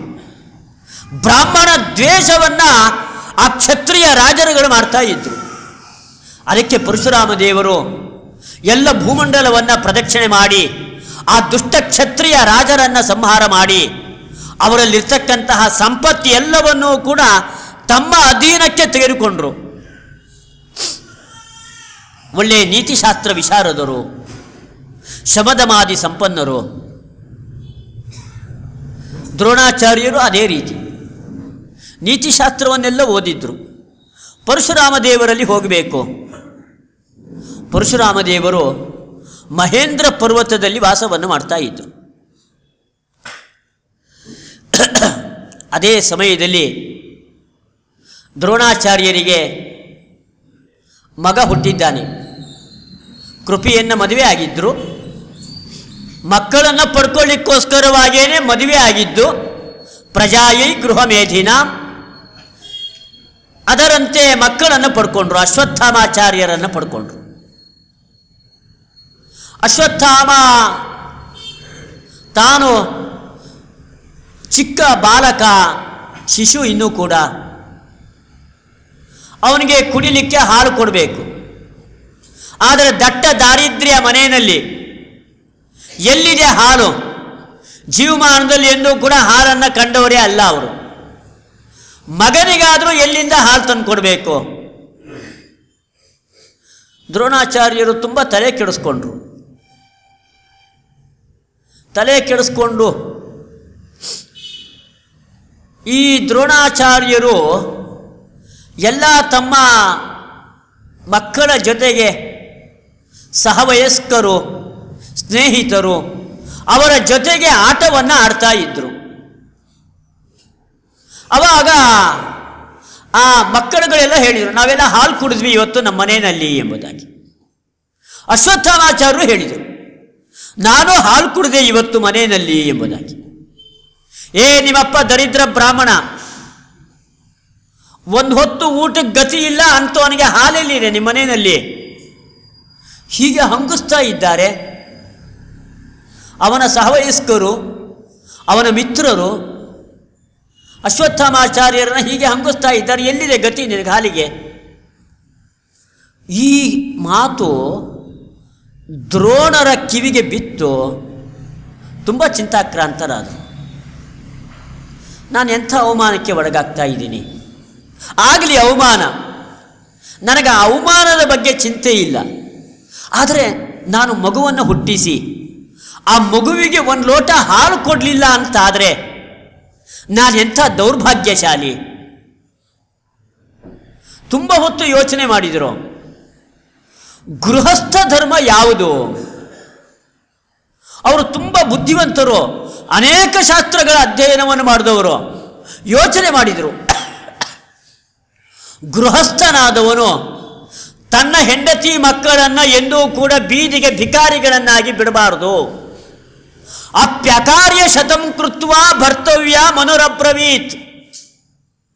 ಅಕಾರ್ಯ ಶತಂ ಕೃತ್ವ, 100 ಕೆಟ್ಟ ಕೆಲಸ ಮಾಡಬೇಕಾದ್ರೆ ಹೆಂಡತಿ ಮಕ್ಕಳನ್ನು ಎಂದಿಗೂ ಕೂಡ ಉಪವಾಸ ಕೆಡವಬೇಡ. ಅವರಿಗೆ ಪ್ರತಿನಿತ್ಯ ಬೇಕಾಗಿರ್ತಕ್ಕಂತಹ ಊಟ, ತಿಂಡಿ, ಹಾಲು ಎಲ್ಲವನ್ನೂ ತಂದುಕೊಡ್ಬೇಕು. ಇದು ಪತಿಯ ಧರ್ಮ. ನಮ್ಮಲ್ಲಿ ಹೆಣ್ಣಿನ ಬಗ್ಗೆ ಹೇಳೋದುಂಟು, ಪಾತಿವ್ರತ್ಯ ಎಂಬುದಾಗಿ. ಪತಿಯ ಬಗ್ಗೆ ಬಹಳ ನಿಷ್ಠನಾಗಿ ಹೆಣ್ಣು ತಾನು ಜೀವನವನ್ನು ನಡೆಸಬೇಕು. ತನ್ನ ಗಂಡ ಹಾಕಿರ್ತಕ್ಕಂತಹ ರೇಖೆ ಅದನ್ನು ಯಾವತ್ತೂ ದಾಟಬಾರದು. ಅವನು ಹೇಳ್ದಂಗೆ ಕೇಳ್ಕೊಂಡಿರಬೇಕು. ಅವನ ಸೇವೆಯನ್ನು ಮಾಡಬೇಕು. ಅವನಿಗೆ ಬೇಕಾಗಿರ್ತಕ್ಕಂಥ ಎಲ್ಲ ಸೌಲಭ್ಯಗಳು, ಸೌಕರ್ಯಗಳು, ಅದೆಲ್ಲ ಮನೆಯಲ್ಲಿ ಏನೇನು ಬೇಕೋ ಎಲ್ಲ ಒದಗಿಸಿಕೊಡಬೇಕು ಕಾಲಕ್ಕನುಗುಣವಾಗಿ.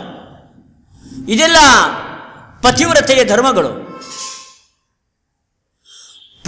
ಪತಿವ್ರತೆಗೆ ಯಾವ ರೀತಿ ಧರ್ಮಗಳಿದೆ, ಪಾತಿವ್ರತ್ಯ ಅಂತ ನಾವೇನು ಹೇಳ್ತೀವಿ ಹೆಣ್ಣಿಗೆ, ಹಾಗೆ ಇನ್ನೂ ಒಂದಿದೆ ಸಾತಿವ್ರತ್ಯ ಎಂಬುದಾಗಿ.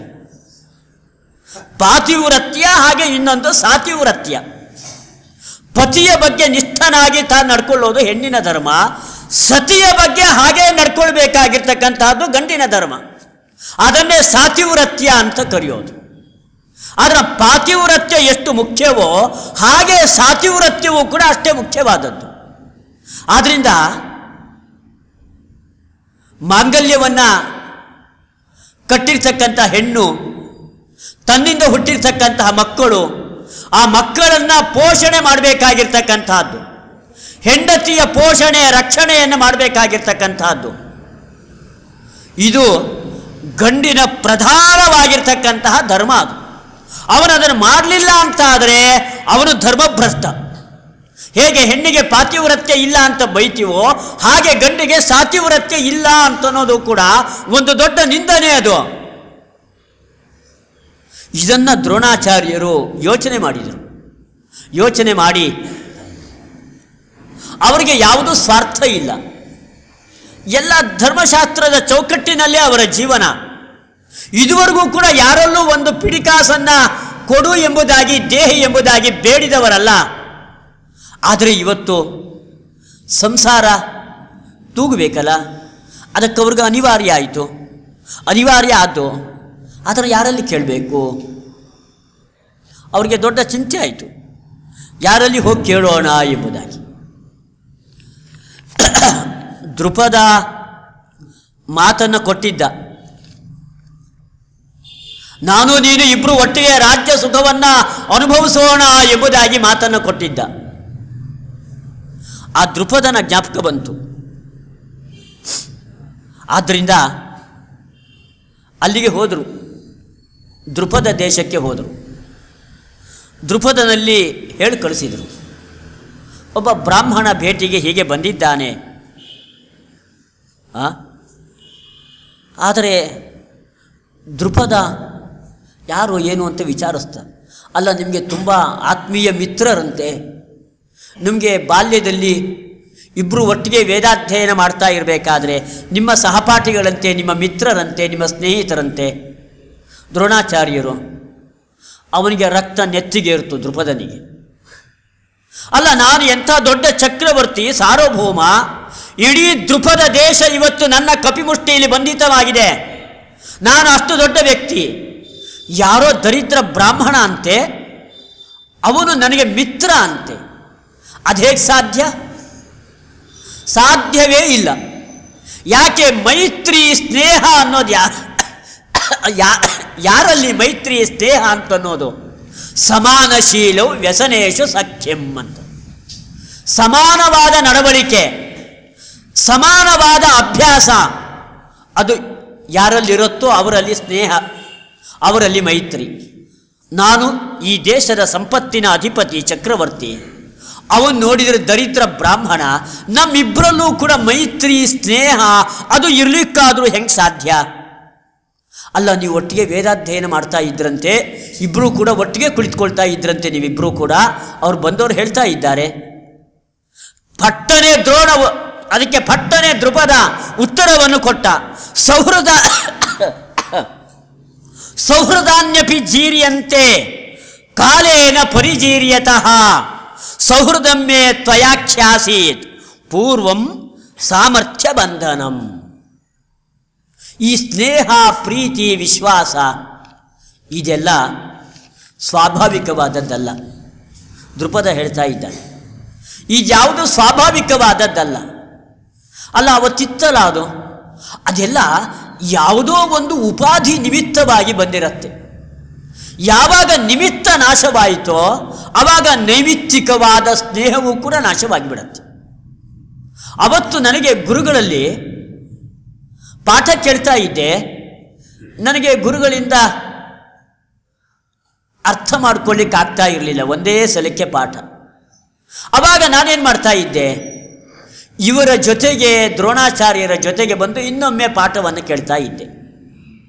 ಹೌದು, ಅವತ್ತು ಸ್ನೇಹ ಇತ್ತು. ಅದ್ಯಾಕೆ? ನಾವಿಬ್ಬರು ಒಟ್ಟಿಗೆ ಅಧ್ಯಯನ ಮಾಡ್ತಾ ಇರಲಿಲ್ವಾ? ಇಬ್ಬರು ಒಟ್ಟಿಗೆ ಅಧ್ಯಯನ ಮಾಡ್ತಾ ಇದ್ವಿ. ಆದ್ರಿಂದಾಗಿ ಆ ಅಧ್ಯಯನ ನಿಮಿತ್ತವಾಗಿ ನಮ್ಮಿಬ್ಬರಲ್ಲೂ ಕೂಡ ಸ್ನೇಹ ಮೂಡಿತ್ತು.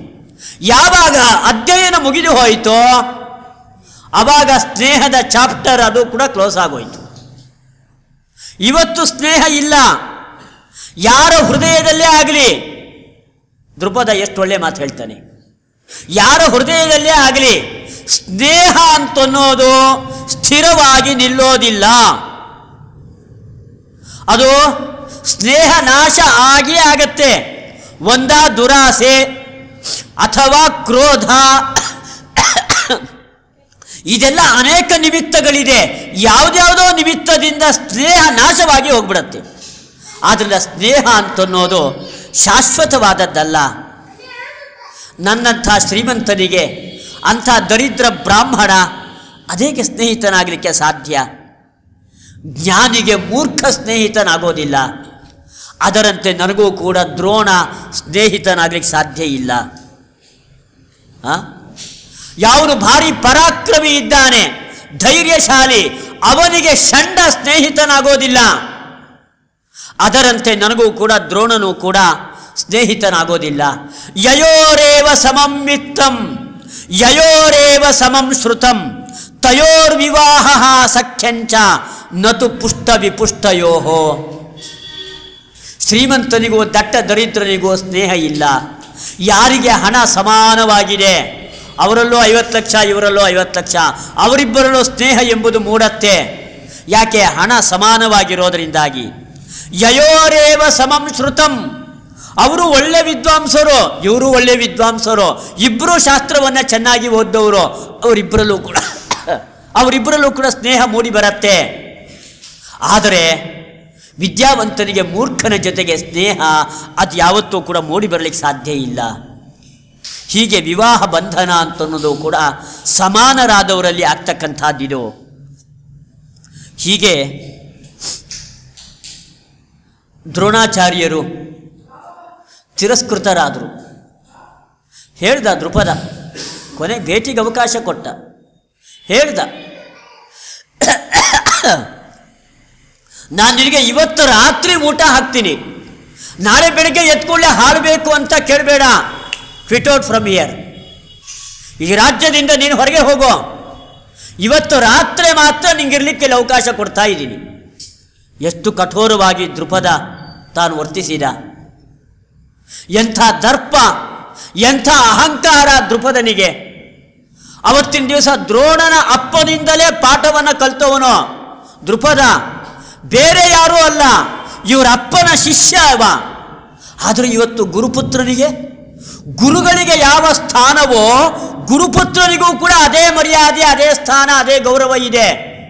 ಆದರೆ ಇವತ್ತು ದ್ರೋಣಾಚಾರ್ಯರನ್ನ ತಿರಸ್ಕಾರ ಮಾಡಬೇಕಾದ್ರೆ ಅವನಿಗೆ ಸಂಪತ್ತಿನ ಮದ, ಅಧಿಕಾರದ ಮದ ಅದು ನೆತ್ತಿಗೇರಿತ್ತು ದೃಪದನಿಗೆ. ಇವತ್ತು ದ್ರೋಣಾಚಾರ್ಯರು ಇಂಥ ಅವಮಾನಗಳಿಗೆಲ್ಲ ಒಳಗಾದರು. ನಾನಾಗಲೇ ಹೇಳಿದ್ದೀನಿ, ಶಾಪಾದಪಿ ಶರಾದಪಿ, ಅವರಿಗೆ ಎರಡೂ ಸಾಮರ್ಥ್ಯ ಇತ್ತಲ್ವಾ ದ್ರೋಣಾಚಾರ್ಯರಿಗೆ. ಜಿಹ್ವಾಗ್ರೆ ಚತುರೋ ವೇದಾಹ ಕರಾಗ್ರೆ ಸಶರಂ ಧನು ಉಭಯೋರ್ದ್ರೋಣ ಸಾಮರ್ಥ್ಯಂ ಶಾಪಾದಪಿ ಶರಾದಪಿ. ಅಲ್ಲೇ ದೃಪದನಿಗೆ ಶಾಪವನ್ನು ಕೊಟ್ಟು ಅವರನ್ನು ಸುಟ್ಟು ಹಾಕಿಬಿಡಬಹುದಾಗಿತ್ತು, ಅಂತಹ ಸಾಮರ್ಥ್ಯ ದ್ರೋಣನಿಗಿತ್ತು. ಅಥವಾ ಅಲ್ಲೇನೆ ಧನುರ್ಧಾರಿಗಳಾಗಿ ಬಾಣವನ್ನು ಬಿಟ್ಟು ದೃಪದನನ್ನು ಅಲ್ಲೇ ಕೊಲ್ಲಬಹುದಾಗಿತ್ತು, ಆ ಸಾಮರ್ಥ್ಯವೂ ಇತ್ತು. ಅಪಮಾನವನ್ನು ಸಹಿಸಿಕೊಂಡ್ರು. ಇದೇ ಸಹನಶೀಲತೆ. ನಾನು ಪ್ರಾರಂಭದಲ್ಲೇ ಹೇಳಿದೆ, ಇದು ದ್ರೋಣಾಚಾರ್ಯ ಇದ್ದಂತಹ ಒಂದು ದೊಡ್ಡ ಗುಣ, ಆ ಸಹನಶೀಲತೆ. ಅದನ್ನು ರಕ್ತದ ಕಣ ಕಣಗಳಲ್ಲಿ ಅವರು ಮೈಗೂಡಿಸಿಕೊಂಡಿದ್ರು.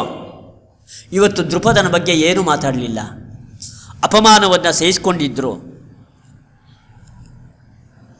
ವೈಷಮ್ಯ ಇರೋದು ನಿಜ. ಅವನು ಚಕ್ರವರ್ತಿ, ನಾನು ದಟ್ಟ ದರಿದ್ರ ಬ್ರಾಹ್ಮಣ. ಪರಶುರಾಮ ದೇವರಲ್ಲಿ ಹೋದರು, ಅವರಲ್ಲಿ ಸಂಪತ್ತನ್ನು ಕೇಳಿದರು. ಆಗತಂ ವಿತ್ತ ಕಾಮಂ ಮಾಂ, ನನಗೆ ದುಡ್ಡು ಬೇಕು ಅಂತ ನಾನು ಬಂದಿದ್ದೇನೆ. ಅವರು ಯೋಚನೆ ಮಾಡಿದರು, ನಾನು ಇದುವರೆಗೂ ಯಾರಲ್ಲೂ ಕೂಡ ಕೊಡು ಎಂಬುದಾಗಿ ಕೇಳಿಲ್ಲ. ಆದರೆ ಪರಶುರಾಮರು ಅಂದರೆ ಸಾಕ್ಷಾತ್ ಪರಮಾತ್ಮನ ಅವತಾರ, ಅವರಲ್ಲಿ ಕೇಳೋದು ತಪ್ಪಲ್ಲ. ಈಶಾವಾಸ್ಯ ಉಪನಿಷತ್ತು ಅದನ್ನು ಹೇಳಿದೆಯಲ್ಲ, ಈಶಾವಾಸ್ಯಮಿದಂ ಸರ್ವಂ ಯತ್ಕಿಂಚ ಜಗತ್ಯಾಂ ಜಗತ್ತು ಅಲ್ವಾ, ಯತ್ಕಿಂಚ ಜಗತ್ಯಾಂ ಜಗತ್ತು ತೇನ ತ್ಯಕ್ತೇನ ಭುಂಜೀತಾಹ ಮಾ ಗೃಥಃ ಕಸ್ಯ ಸಿದ್ಧನಂ. ಯಾರೋ ಏನೋ ಬೇರೆ ಬೇರೆ ಕ್ಷುಲ್ಲಕರಾದ ದೇವತೆಗಳಲ್ಲಿ ಹೋಗಿ ಕೇಳಬೇಡ್ರಿ, ನೀವೇನಾದ್ರು ಕೇಳೋದಿದ್ರೆ ಪರಮಾತ್ಮನಲ್ಲೇ ಕೇಳ್ರಿ ಅಂತ ಉಪನಿಷತ್ತು ಹೇಳಿದೆ. ಸಾಕ್ಷಾತ್ ಪರಮಾತ್ಮನ ಅವತಾರ ಪರಶುರಾಮ ದೇವರು. ಆದ್ದರಿಂದ ಅವರಲ್ಲಿ ನಾನು ಕೇಳೋದು ತಪ್ಪಲ್ಲ. ಈ ದೃಷ್ಟಿಯಿಂದ ಪರಶುರಾಮ ದೇವರಲ್ಲಿ ಹೋಗಿ ಕೇಳಿದರು, ನೀವು ಅಖಂಡ ಭೂಮಂಡಲವನ್ನೆಲ್ಲ ದುಷ್ಟ ಕ್ಷತ್ರಿಯರನ್ನು ದಮನ ಮಾಡಿ ಬೇಕಾದಷ್ಟು ಸಂಪತ್ತನ್ನು ಗಳಿಸಿದ್ದೀರಾ, ನನಗೂ ನನ್ನ ಹೆಂಡತಿ ಮಕ್ಕಳನ್ನು ಸಾಕಬೇಕಾಗಿದೆ, ನಾನು ಅವ್ರನ್ನ ಬೀದಿ ಭಿಕಾರಿಯನ್ನಾಗಿ ಮಾಡಲಿಕ್ಕೆ ಇಷ್ಟಪಡೋದಿಲ್ಲ, ನನಗೂ 4 ಕಾಸು ಕೊಡ್ರಿ ಅಂತ ಕೇಳಿದರು. ಪರಶುರಾಮ ದೇವರು ಹೇಳಿದರು, ಇಲ್ಲ, ಎಲ್ಲ ಖಾಲಿ ಆಗೋಯ್ತು ಎಂಬುದಾಗಿ. ಟ್ರೆಷರಿ ನೋಡಲ್ಲಿ ನಾನೇನು ಉಳಿಸ್ಕೊಂಡಿಲ್ಲ. ನಿನ್ನೆ ದಿವಸ ಸಾಯಂಕಾಲದವರೆಗೂ ನೋಡಿದೆ ಯಾರ್ಯಾರು ಬರ್ತಾರೆ ಅಂತ ಹೇಳ್ಬಿಟ್ಟು. ಸಾಯಂಕಾಲ 6 ಗಂಟೆ ಆಯಿತು. ನಾನು ತಕ್ಷಣ ಟ್ರೆಷರಿ ಕ್ಲೋಸ್ ಮಾಡಿ ಎಲ್ಲರನ್ನೂ ಕೊಟ್ಟು ಕಳಿಸ್ಬಿಟ್ಟೆ. ಅಲ್ವ ನಯಾ ಪೈಸನೂ ಹಣ ಇಲ್ಲ, ಏನೂ ಇಲ್ಲ. ಅಲ್ಲ ಏನೂ ಇಲ್ವಾ?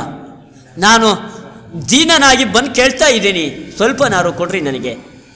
ಅಲ್ಲ ನೋಡು, ನಿಮಗೆ ಈ ದೇಹ ಇದೆ, ಈ ದೇಹವನ್ನು ಕೊಡ್ತೀನಿ ಬೇಕಾರೆ, ಅಥವಾ ನನ್ನಲ್ಲಿ ಶಸ್ತ್ರಾಸ್ತ್ರ ವಿದ್ಯೆ ಇದೆ. ಇವಾಗ ಉಳಿದಿರೋದು 2, ಒಂದು ದೇಹ, ಇನ್ನೊಂದು ಶಸ್ತ್ರಾಸ್ತ್ರ ವಿದ್ಯೆ. ನಿನಗೆ ಯಾವುದು ಬೇಕೋ ಆಯ್ಕೆ ಮಾಡ್ಕೊ, ದುಡ್ಡು ಮಾತ್ರ ಇಲ್ಲ ನೋಡಿ, ಎಲ್ಲ ಖಾಲಿಯಾಗಿದೆ. ಪರಮಾತ್ಮ ಎಲ್ಲರನ್ನು ಪರೀಕ್ಷೆ ಮಾಡ್ತಾನಂತೆ. ದ್ರೋಣರನ್ನು ಕೂಡ ಪರೀಕ್ಷೆ ಮಾಡ್ದ. ಅವರು ಹೇಳಿದರು, ಈ ದೇಹ ಬೇಡ ನನಗೆ, ಆ ಶಸ್ತ್ರಾಸ್ತ್ರ ವಿದ್ಯೆ, ಅಪೂರ್ವವಾಗಿರ್ತಕ್ಕಂಥ ವಿದ್ಯೆ ಅದನ್ನು ಕೊಡು ಅಂತ ಕೇಳಿದರು. ಆಯಿತು ಎಂಬುದಾಗಿ ಹೇಳಿದರು. 12 ವರ್ಷಗಳ ಕಾಲ ಪರಶುರಾಮ ದೇವರ ಶಿಷ್ಯರಾಗಿ ಸಮಸ್ತ ಶಸ್ತ್ರಾಸ್ತ್ರ ವಿದ್ಯೆಯನ್ನು ಅವರು ಕಲಿತರು. ಎಲ್ಲ ವಿದ್ಯೆಗಳ ಅಧ್ಯಯನವನ್ನು ಕೂಡ ಪರಶುರಾಮ ದೇವರಲ್ಲಿ ಮಾಡಿದರು. ಸಾಕ್ಷಾತ್ ಪರಮಾತ್ಮನ ಶಿಷ್ಯರಾಗಿ ಅವರು ವಿದ್ಯೆಯನ್ನು ಕಲಿಬೇಕಾದ್ರೆ ದ್ರೋಣಾಚಾರ್ಯರು ಎಂಥ ದೊಡ್ಡ ವ್ಯಕ್ತಿ ಅಂತ ನಾವು ಅರ್ಥ ಮಾಡ್ಕೊಳ್ಬಹುದು. ಎಂಥ ಪವಿತ್ರನಾಗಿರ್ತಕ್ಕಂತಹ ವ್ಯಕ್ತಿ. ಯಾಕೆಂದರೆ ತಂದೆ ಸತ್ತ ಮೇಲೆ ಅನೇಕ ವರ್ಷಗಳ ಕಾಲ ಅವರ ಆಶ್ರಮದಲ್ಲೇ ಇದ್ದುಕೊಂಡು ಕಠಿಣವಾದ ವ್ರತಗಳನ್ನು ಆಚರಣೆ ಮಾಡಿದರು, ತಪಸ್ಸನ್ನು ಮಾಡಿದರು, ಪಾಪಗಳನ್ನೆಲ್ಲ ಪರಿಹಾರ ಮಾಡಿಕೊಂಡ್ರು ತಪಸ್ಸಿನಿಂದಾಗಿ. ಆದ್ದರಿಂದಾಗಿಯೇ ಪರಶುರಾಮ ದೇವರಿಂದ ಇವತ್ತು ಜ್ಞಾನಾರ್ಜನೆಯನ್ನು ಮಾಡ್ತಕ್ಕಂಥ ಒಂದು ಒಳ್ಳೆಯ ಸೌಭಾಗ್ಯ ಅವಕಾಶ ಅವ್ರಿಗಿವತ್ತು ದೊರೆಯಿತು. ಮುಂದೆ ದೃಪದನಿಂದ ಅಪಮಾನಿತರಾದರು, ತಲೆ ಬಿಸಿ ಮಾಡಿಕೊಳ್ಳಿಲ್ಲ. ಆದರೆ ಅವರಿಗೆ ತಲೆ ಒಳಗೆ ಕೊರಿತಾ ಇತ್ತು.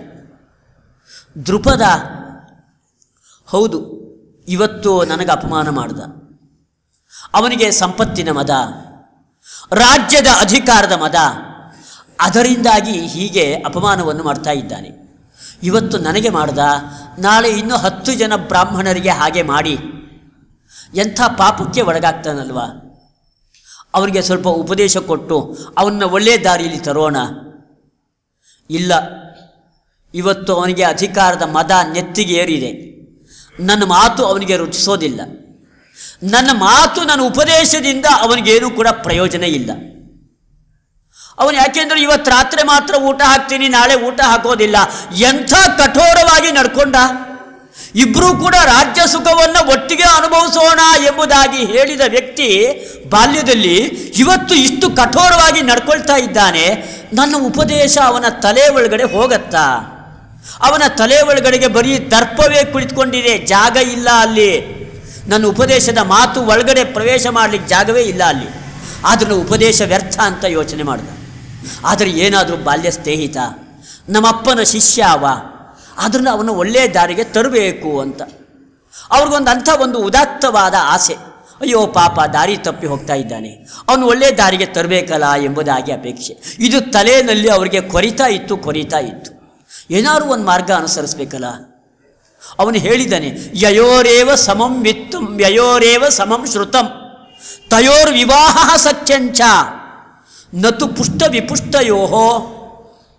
ಹಾಗಾದರೆ ಅವನಿಗೆ ಸಮಾರಾದವರು ಯಾರೋ ಅವರನ್ನೇ ಅವನ ಹತ್ರ ಕಳಿಸ್ಕೊಡ್ಬೇಕು, ನಾನು ಹೋಗಬಾರ್ದು.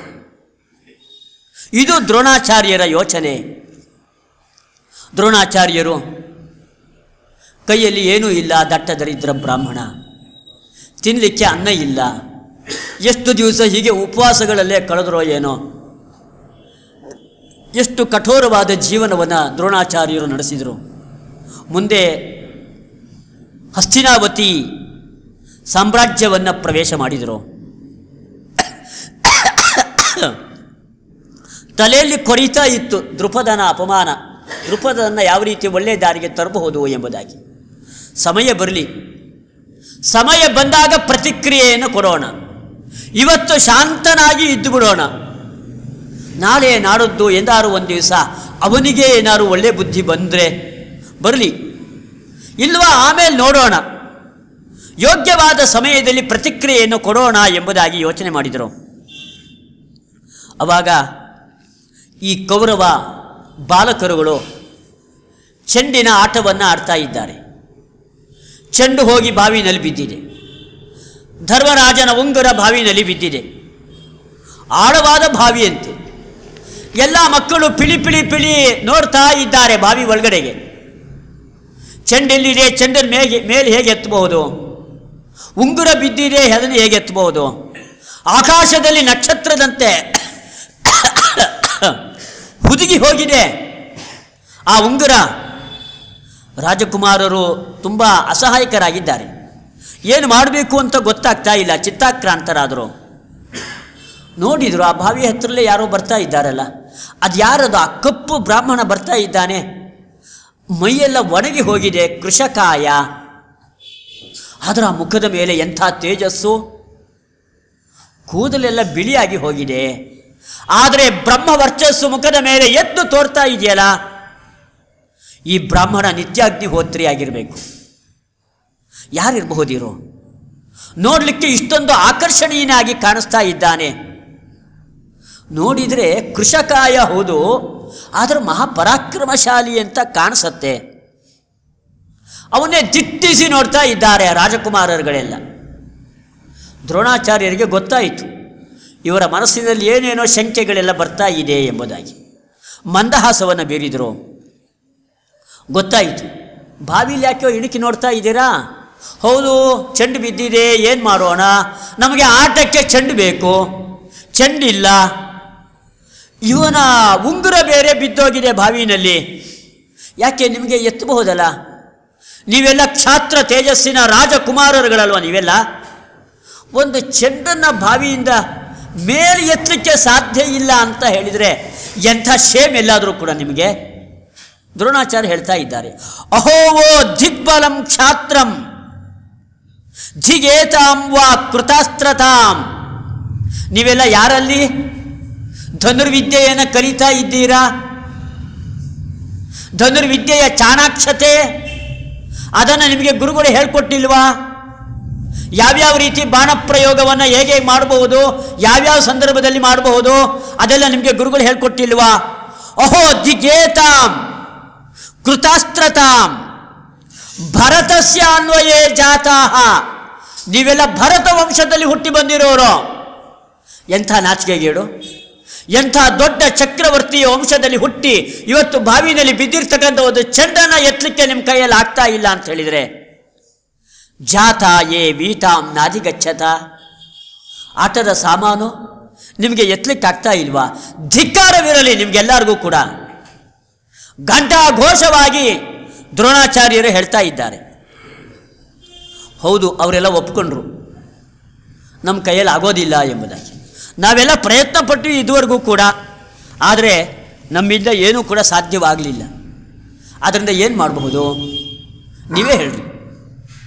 ನನಗೆ ದಿವಸ ಊಟ ಹಾಕಬೇಕು, ನಾನು ಬ್ರಾಹ್ಮಣ, ನನಗೆ ಒಂದೊತ್ತು ಊಟ ಹಾಕಿದರೂ ಸಾಕು, 4 ಹೊತ್ತೇನು ನನಗೆ ಊಟ ಬೇಕಾಗಿಲ್ಲ. ಬ್ರಾಹ್ಮಣೋ ಭೋಜನ ಪ್ರಿಯ ಅಂತ ಇದೆಯಲ್ಲ ಅಲ್ವಾ? ಬ್ರಾಹ್ಮಣೋ ಬಹುಜನ ಪ್ರಿಯ ಅಂತ ಇರೋದು, ಅದೊಂಚೂರು ಪಾಠಾಂತರ, ಬ್ರಾಹ್ಮಣೋ ಭೋಜನ ಪ್ರಿಯ ಎಂಬುದಾಗಿ. ಇಲ್ಲ, ನನಗೆ ಒಂದೊತ್ತು ಊಟ ಹಾಕಿದರೂ ಸಾಕು. ಇದನ್ನು ನೀವು ಊಟವನ್ನು ಕಲ್ಪಿಸಿಕೊಡೋದಿದ್ದರೆ ಕ್ಷಣಾರ್ಧದಲ್ಲಿ ನಾನು ಈ ಚೆಂಡನ್ನು ಎತ್ಕೊಡ್ತೀನಿ, ಉಂಗುರವನ್ನು ಎತ್ತೀನಿ ಎಂಬುದಾಗಿ. ರಾಜಕುಮಾರರಿಗೆ ಆಶ್ಚರ್ಯ ಆಯಿತು. ಅಲ್ಲ, ನಾವು ಇಷ್ಟೊತ್ತಿಂದ ಪ್ರಯತ್ನ ಪಡ್ತಲೇ ಇದ್ದೀವಿ, ನಮ್ಮ ಕೈಯಲ್ಲಿ ಆಗಲಿಲ್ಲ. ಈ ಬ್ರಾಹ್ಮಣ ಏನೋ ಮಾಡ್ತೀನಿ ಅಂತ ಹೇಳ್ತಾನೆ. ಧರ್ಮರಾಜ ಮುಂದೆ ಬಂದು ನಿಮಗೆ ಯಾವ ಜೀವ ನಾನು ಆಹಾರವನ್ನು ಕಲ್ಪಿಸಿಕೊಡ್ತೀನಿ, ಅದು ನನ್ನ ಕರ್ತವ್ಯ, ನನ್ನ ಧರ್ಮ, ನಾನು ಮಾಡ್ತೀನಿ. ಧೈರ್ಯವಾಗಿ ಆ ಮಾತನ್ನು ಕೊಟ್ಟ ಅವತ್ತು ಧರ್ಮರಾಜ. ದುರ್ಯೋಧನ ಕೊಡಲಿಲ್ಲ, ದುಶ್ಯಾಸನ ಕೊಡಲಿಲ್ಲ, ಧರ್ಮರಾಜ ಮುಂದೆ ಬಂದ ಆ ಮಾತನ್ನು ತಾನು ಹೇಳಿದ. ಸಂತೋಷವಾಯಿತು ದ್ರೋಣಾಚಾರ್ಯರಿಗೆ. ಒಂದು ಮುಷ್ಟಿ ದರ್ಭೆಯನ್ನು ತೆಗೆದುಕೊಂಡ್ರು, ಅದನ್ನು ಅಸ್ತ್ರವನ್ನಾಗಿ ಅಭಿಮಂತ್ರಣ ಮಾಡಿ ಚೆಂಡನ್ನು ಮೇಲೆತ್ತೇನೆ ಅಂತ ಹೇಳಿ ಸರಪಳಿಯನ್ನು ಒಂದು ಕೊಂಡಿ ಅದರ ಜೊತೆ ಇನ್ನೊಂದು ಕೊಂಡಿ, ಅದರ ಜೊತೆ ಇನ್ನೊಂದು ಕೊಂಡಿ ಸೇರಿಸ್ತಾರೆ ನೋಡ್ರಿ. ಹಾಗೆ ಆ ದರ್ಭೆಯನ್ನೇ ಪರಸ್ಪರವಾಗಿ ಜೋಡಿಸಿ ಬಾವಿ ಒಳಗೆ ಬಿಟ್ಟು ಅದನ್ನು ಅಭಿಮಂತ್ರಣ ಮಾಡಿ ಬಿಟ್ಟು ಅದರಿಂದ ಚೆಂಡನ್ನು ಕ್ಷಣಾರ್ಧದಲ್ಲಿ ಮೇಲೆತ್ತಿದ್ದಾರೆ. ಧನಸ್ಸಿನಲ್ಲಿ ಬಾಣವನ್ನು ಹೂಡಿ ಪ್ರಯೋಗವನ್ನು ಮಾಡಿದರು. ಅಂಗುಲಿಯಕ ಉಂಗುರ ಅದು ಮೇಲೆ ಬರಬೇಕು, ಆ ರೀತಿಯಾಗಿ ದ್ರೋಣಾಚಾರ್ಯರು ಕ್ಷಣಾರ್ಧದಲ್ಲೇ ಮಾಡಿದ್ದಾರೆ. ಅಚ್ಚರಿಯೋ ಅಚ್ಚರಿ ಎಲ್ಲರಿಗೂ ಕೂಡ. ಆವಾಗ ಒಂದೊಂದೇ ಪ್ರಶ್ನೆ ಹೊರಗೆ ಬರ್ತಾ ಇದೆ. ಯಾರು ನೀವು? ಎಲ್ಲಿಂದ ಬಂದಿದ್ದೀರಾ? ಯಾಕೆ ಬಂದಿದ್ದೀರಾ? ನಿಮಗೇನು ಬೇಕು? ಒಂದೊಂದೇ ಪ್ರಶ್ನೆ ಆವಾಗ ಬರ್ತಾ ಇದೆ.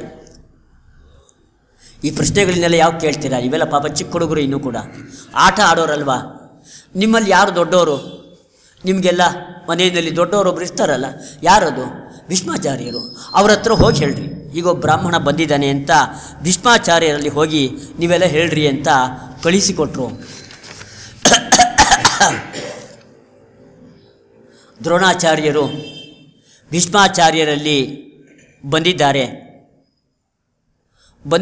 ಬಂದು ತಮ್ಮ ಕಥೆಯನ್ನೆಲ್ಲ ಹೇಳ್ಕೊಳ್ತಾರೆ. ನಾನು ಧರ್ಮಭ್ರಷ್ಟರಿಂದ ದಾನವನ್ನು, ಹಣವನ್ನು ಸ್ವೀಕಾರ ಮಾಡಬಾರ್ದು ಅಂತ ನಾನು ಪ್ರತಿಜ್ಞೆಯನ್ನು ನನ್ನ ಜೀವನದಲ್ಲಿ ಮಾಡಿದೆ. ಯಾರು ಧರ್ಮಭ್ರಷ್ಟರು ಸಂಧ್ಯಾವನ್ನೇ ಮಾಡೋದಿಲ್ಲ, ದೇವ್ರ ಪೂಜೆ ಮಾಡೋದಿಲ್ಲ, ಅಂಥವರಿಂದ ಯಾವತ್ತೂ ನಾನು ಹಣವನ್ನು ತೆಗೆದುಕೊಳ್ಳಿಲ್ಲ. ತುಂಬ ಕಷ್ಟಪಟ್ಟೆ, ದೇಶ ವಿದೇಶಗಳನ್ನು ತಿರುಗಾಡಿದೆ. ನಾನು ಬರಿಗೈಯಲ್ಲಿ ಆಶ್ರಮಕ್ಕೆ ಹೋದೆ. ಕಟ್ಕೊಂಡಿರ್ತಕ್ಕಂಥ ಹೆಂಡತಿಯನ್ನು ಸಾಕಬೇಕು, ಮಗನಿಗೆ ಒಂದು ಲೋಟ ಹಾಲನ್ನು ಕೊಡ್ತಕ್ಕಂಥ ಶಕ್ತಿ ನನಗಿಲ್ಲ. ಅಂಥ ದಾರಿದ್ರ್ಯ ನನ್ನ ಕಾಡ್ತಾ ಇದೆ. ಯವಪಿಸ್ತೋದಕೇನ ಏನಂ ಲೋಭ ಏಯಂ ಕುಮಾರಕಂ. ಯಾರಾದರೂ ತಂದೆ ತನ್ನ ಮಗನಿಗೆ ಮೋಸ ಮಾಡೋದಿದೆಯಾ? ಜಗತ್ತಲ್ಲಿ ಎಲ್ಲೂ ಇಲ್ಲ. ತಾನೇ ಜನ್ಮ ಕೊಟ್ಟಿರ್ತಕ್ಕಂಥ ಮಗನಿಗೆ ತಂದೆ ಮೋಸ ಮಾಡೋದು ಜಗತ್ತಲ್ಲಿ ಎಲ್ಲೂ ಇಲ್ಲ. ನಾನು ಮಾಡಿದೆ ಅದನ್ನು. ಅಲ್ಲ, ಏನು ಮಾಡಿದ್ರಿ? ಅಂಥ ಮೋಸ ವಂಚನೆ ಮಗನಿಗೆ. ಹಿಟ್ಟನ್ನು ನೀರಿನಲ್ಲಿ ಕಲಕಿ ಹಾಲು ಅಂತ ಮಗನಿಗೆ ಕೊಟ್ಟೆ. ನಾನು ಕಣ್ಣಲ್ಲಿ ನೀರು ಬರುತ್ತೆ ದ್ರೋಣಾಚಾರ್ಯರಿಗೆ. ಹೀಗೆ ಮಗನಿಗೆ ವಂಚನೆಯನ್ನು ನಾನು ಮಾಡಿದೆ. ಪೀತ್ವಾ ಪಿಷ್ಟರಂ ಬಾಲಃ ಕ್ಷೀರಂ ಪೀತಂ ಮಯಾಪಿಚ. ಸ್ನೇಹಿತರಲ್ಲಿ ಹೋಗಿ ಹೇಳ್ಕೊಂಡ, ಕ್ಷೀರಂ ಪೀತಂ ಮಯಾಪಿಚ. ನಾನು ಹಾಲು ಕುಡ್ದೆ ಅಂತ ಸಂತೋಷದಿಂದ ಕುಪ್ಪಳಿಸಿ ಕುಡಿತಾ ಇದ್ದಾನೆ ಅಶ್ವತ್ಥಾಮ. ಕುಡ್ದಿದ್ದೇನನ್ನ? ಪೀತ್ವಾ ಪಿಷ್ಟರಸಂ, ಹಿಟ್ಟು ನೀರು ಕಲಕಿ ಕೊಟ್ಟಿದ್ದು, ಕುಡ್ದಿದ್ದದನ್ನು. ಹೀಗೆ ಎಂಥ ಮೋಸ ವಂಚನೆ. ನನ್ನ ಮಗನಿಗೆ ನಾನೇ ಮಾಡಬೇಕಾಯಿತು ಜೀವನದಲ್ಲಿ. ಯಾಕೆ? ದಾರಿದ್ರ್ಯ. ಕಣ್ಣೀರು ಹಾಕ್ತಾನೆ. ದರಿದ್ರ ಬ್ರಾಹ್ಮಣ. ಒಂದು ಹಸುವನ್ನು ಸಾಕುವ ಯೋಗ್ಯತೆ ಇಲ್ಲ ಅಂತ ಆ ಮಕ್ಕಳು ನನ್ನನ್ನು ನಿಂದನೆ ಮಾಡಿದರು. ನಾನು ಅದನ್ನು ಕೇಳಿಸ್ಕೊಳ್ಬೇಕಾಯಿತು. ನನ್ನ ಹೃದಯ ಸೀಡಿ ಹೋಯಿತು. ಮನಸ್ಸಿಗೆ ತುಂಬ ದುಃಖ ಆಯಿತು, ವೇದನೆ ಆಯಿತು. ತಿರುಗಾಡ್ಕೊಂಡು ಬಂದಿದ್ದೀನಿ. ಪರೋಪಸೇವಾಂ ಪಾಪಿಷ್ಠಾಂ ನಚ ಕುರಿಯಾಂ ಧನೇಪ್ಸಯ. ನನಗೆ ಹಣದ ಆಸೆ ಇಲ್ಲ. ನನ್ನ ಸ್ವಾರ್ಥಕ್ಕೋಸ್ಕರವಾಗಿ ಏನು ಬೇಕಾಗಿಲ್ಲ. ನನ್ನ ಹೆಂಡತಿ ಮಕ್ಕಳಿಗೋಸ್ಕರವಾಗಿ ಬೇಕಾಗಿದೆ. ಆದರೆ ಎಲ್ಲಿ ನೋಡಿದರೂ ಪಾಪಿಷ್ಠರೇ ಸಹ ಕಾಣಿಸ್ತಾರೆ. ದ್ವಾಪರ ಯುಗದಲ್ಲಿ ಬಂದು ಅದು ಇವತ್ತಿಂದಲ್ಲ, ಇದು ಅವತ್ತೇ ಆಗಿರ್ಬೇಕಾದ್ರೆ ಇವತ್ತು ಹೇಗಿರಬೇಡ. ಅಂಥ ಪಾಪಿಷ್ಠರ ಸೇವೆ. ದುಡ್ಡು ಯಾರ್ಯಾರಲ್ಲಿದೆ ಎಲ್ಲ ಟ್ಯಾಕ್ಸ್ ಕಟ್ಟದೇನೆ ಬೇಕಾದಷ್ಟು ಬ್ಲ್ಯಾಕ್ ಮನಿ ಇಟ್ಕೊಂಡಿರ್ತಾರೆ. ಅವರಲ್ಲಿ ಹೋಗಿ ಹಣವನ್ನು ಕೇಳಬಹುದು ನಾನು. ಆದರೆ ಪಾಪಿಷ್ಠರು, ಅವರ ಹಣ ನಾನು ಹೇಗೆ ತೆಗೆದುಕೊಳ್ಳಿ? ಇಲ್ಲ, ಬೇಡ ಅಂತ ನಾನು ಅದನ್ನು ಕೈಬಿಟ್ಟಿದ್ದೇನೆ. ಮತ್ತೊಬ್ಬನ ಗುಲಾಮನಾಗಿ ಬಾಳಲಿಕ್ಕೆ ನನಗಿಷ್ಟ ಇಲ್ಲ. ಹಣ ಕೊಟ್ಟವನು ಅವನು ವಿಷ್ಣು ಪ್ರೇರಣೆಯ ವಿಷ್ಣು ಪ್ರೀತ್ಯರ್ಥಂ ಅಂತ ಬಾಯಲ್ಲಿ ಮಂತ್ರ ಹೇಳೋದು. ಆಮೇಲೆ ನಾಳೆ ದಿವಸ ಆ ಬ್ರಾಹ್ಮಣನ ಕರೆದು ನಮ್ಮ ಮನೇಲಿ ಸ್ವಲ್ಪ ಕೆಲಸ ಮಾಡು, ಇಲ್ಲೇ ಏನಾದ್ರು ಬಟ್ಟೆ ಒಕ್ಕೊಡು ಅಂತ ಹೇಳ್ತಾನೆ. ಇಂಥ ಪಾಪಿಷ್ಠರು ಲೋಕದಲ್ಲಿರೋರು. ಆದ್ದರಿಂದ ನಾನು ಹಣವನ್ನು ಯಾರಿಂದಲೂ ಕೂಡ ನಾನು ತೆಗೆದುಕೊಳ್ಳೋದಿಲ್ಲ. ದೃಪದ ಎಂಥ ಖಡಾಖಂಡಿತವಾಗಿ ಹೇಳಿ ಕಳಿಸ್ತಾ, ಇವತ್ತು ರಾತ್ರಿ ಮಾತ್ರ ಊಟ ಹಾಕ್ತೀನಿ, ನಾಳೆಯಿಂದ ನಿಂಗೆ ಊಟ ಹಾಕೋದಿಲ್ಲ ಎಂಬುದಾಗಿ. ಭೀಷ್ಮಾಚಾರ್ಯರ ಮನಸ್ಸು ಕರಗ್ತು. ಹೇಳಿದರು, ಏನು ಯೋಚನೆ ಮಾಡಬೇಡ್ರಿ ದ್ರೋಣಾಚಾರ್ಯರೇ, ನಾನು ನಿಮಗೆಲ್ಲ ಸಕಲ ಸೌಲಭ್ಯಗಳನ್ನು ಒದಗಿಸಿಕೊಡ್ತೀನಿ.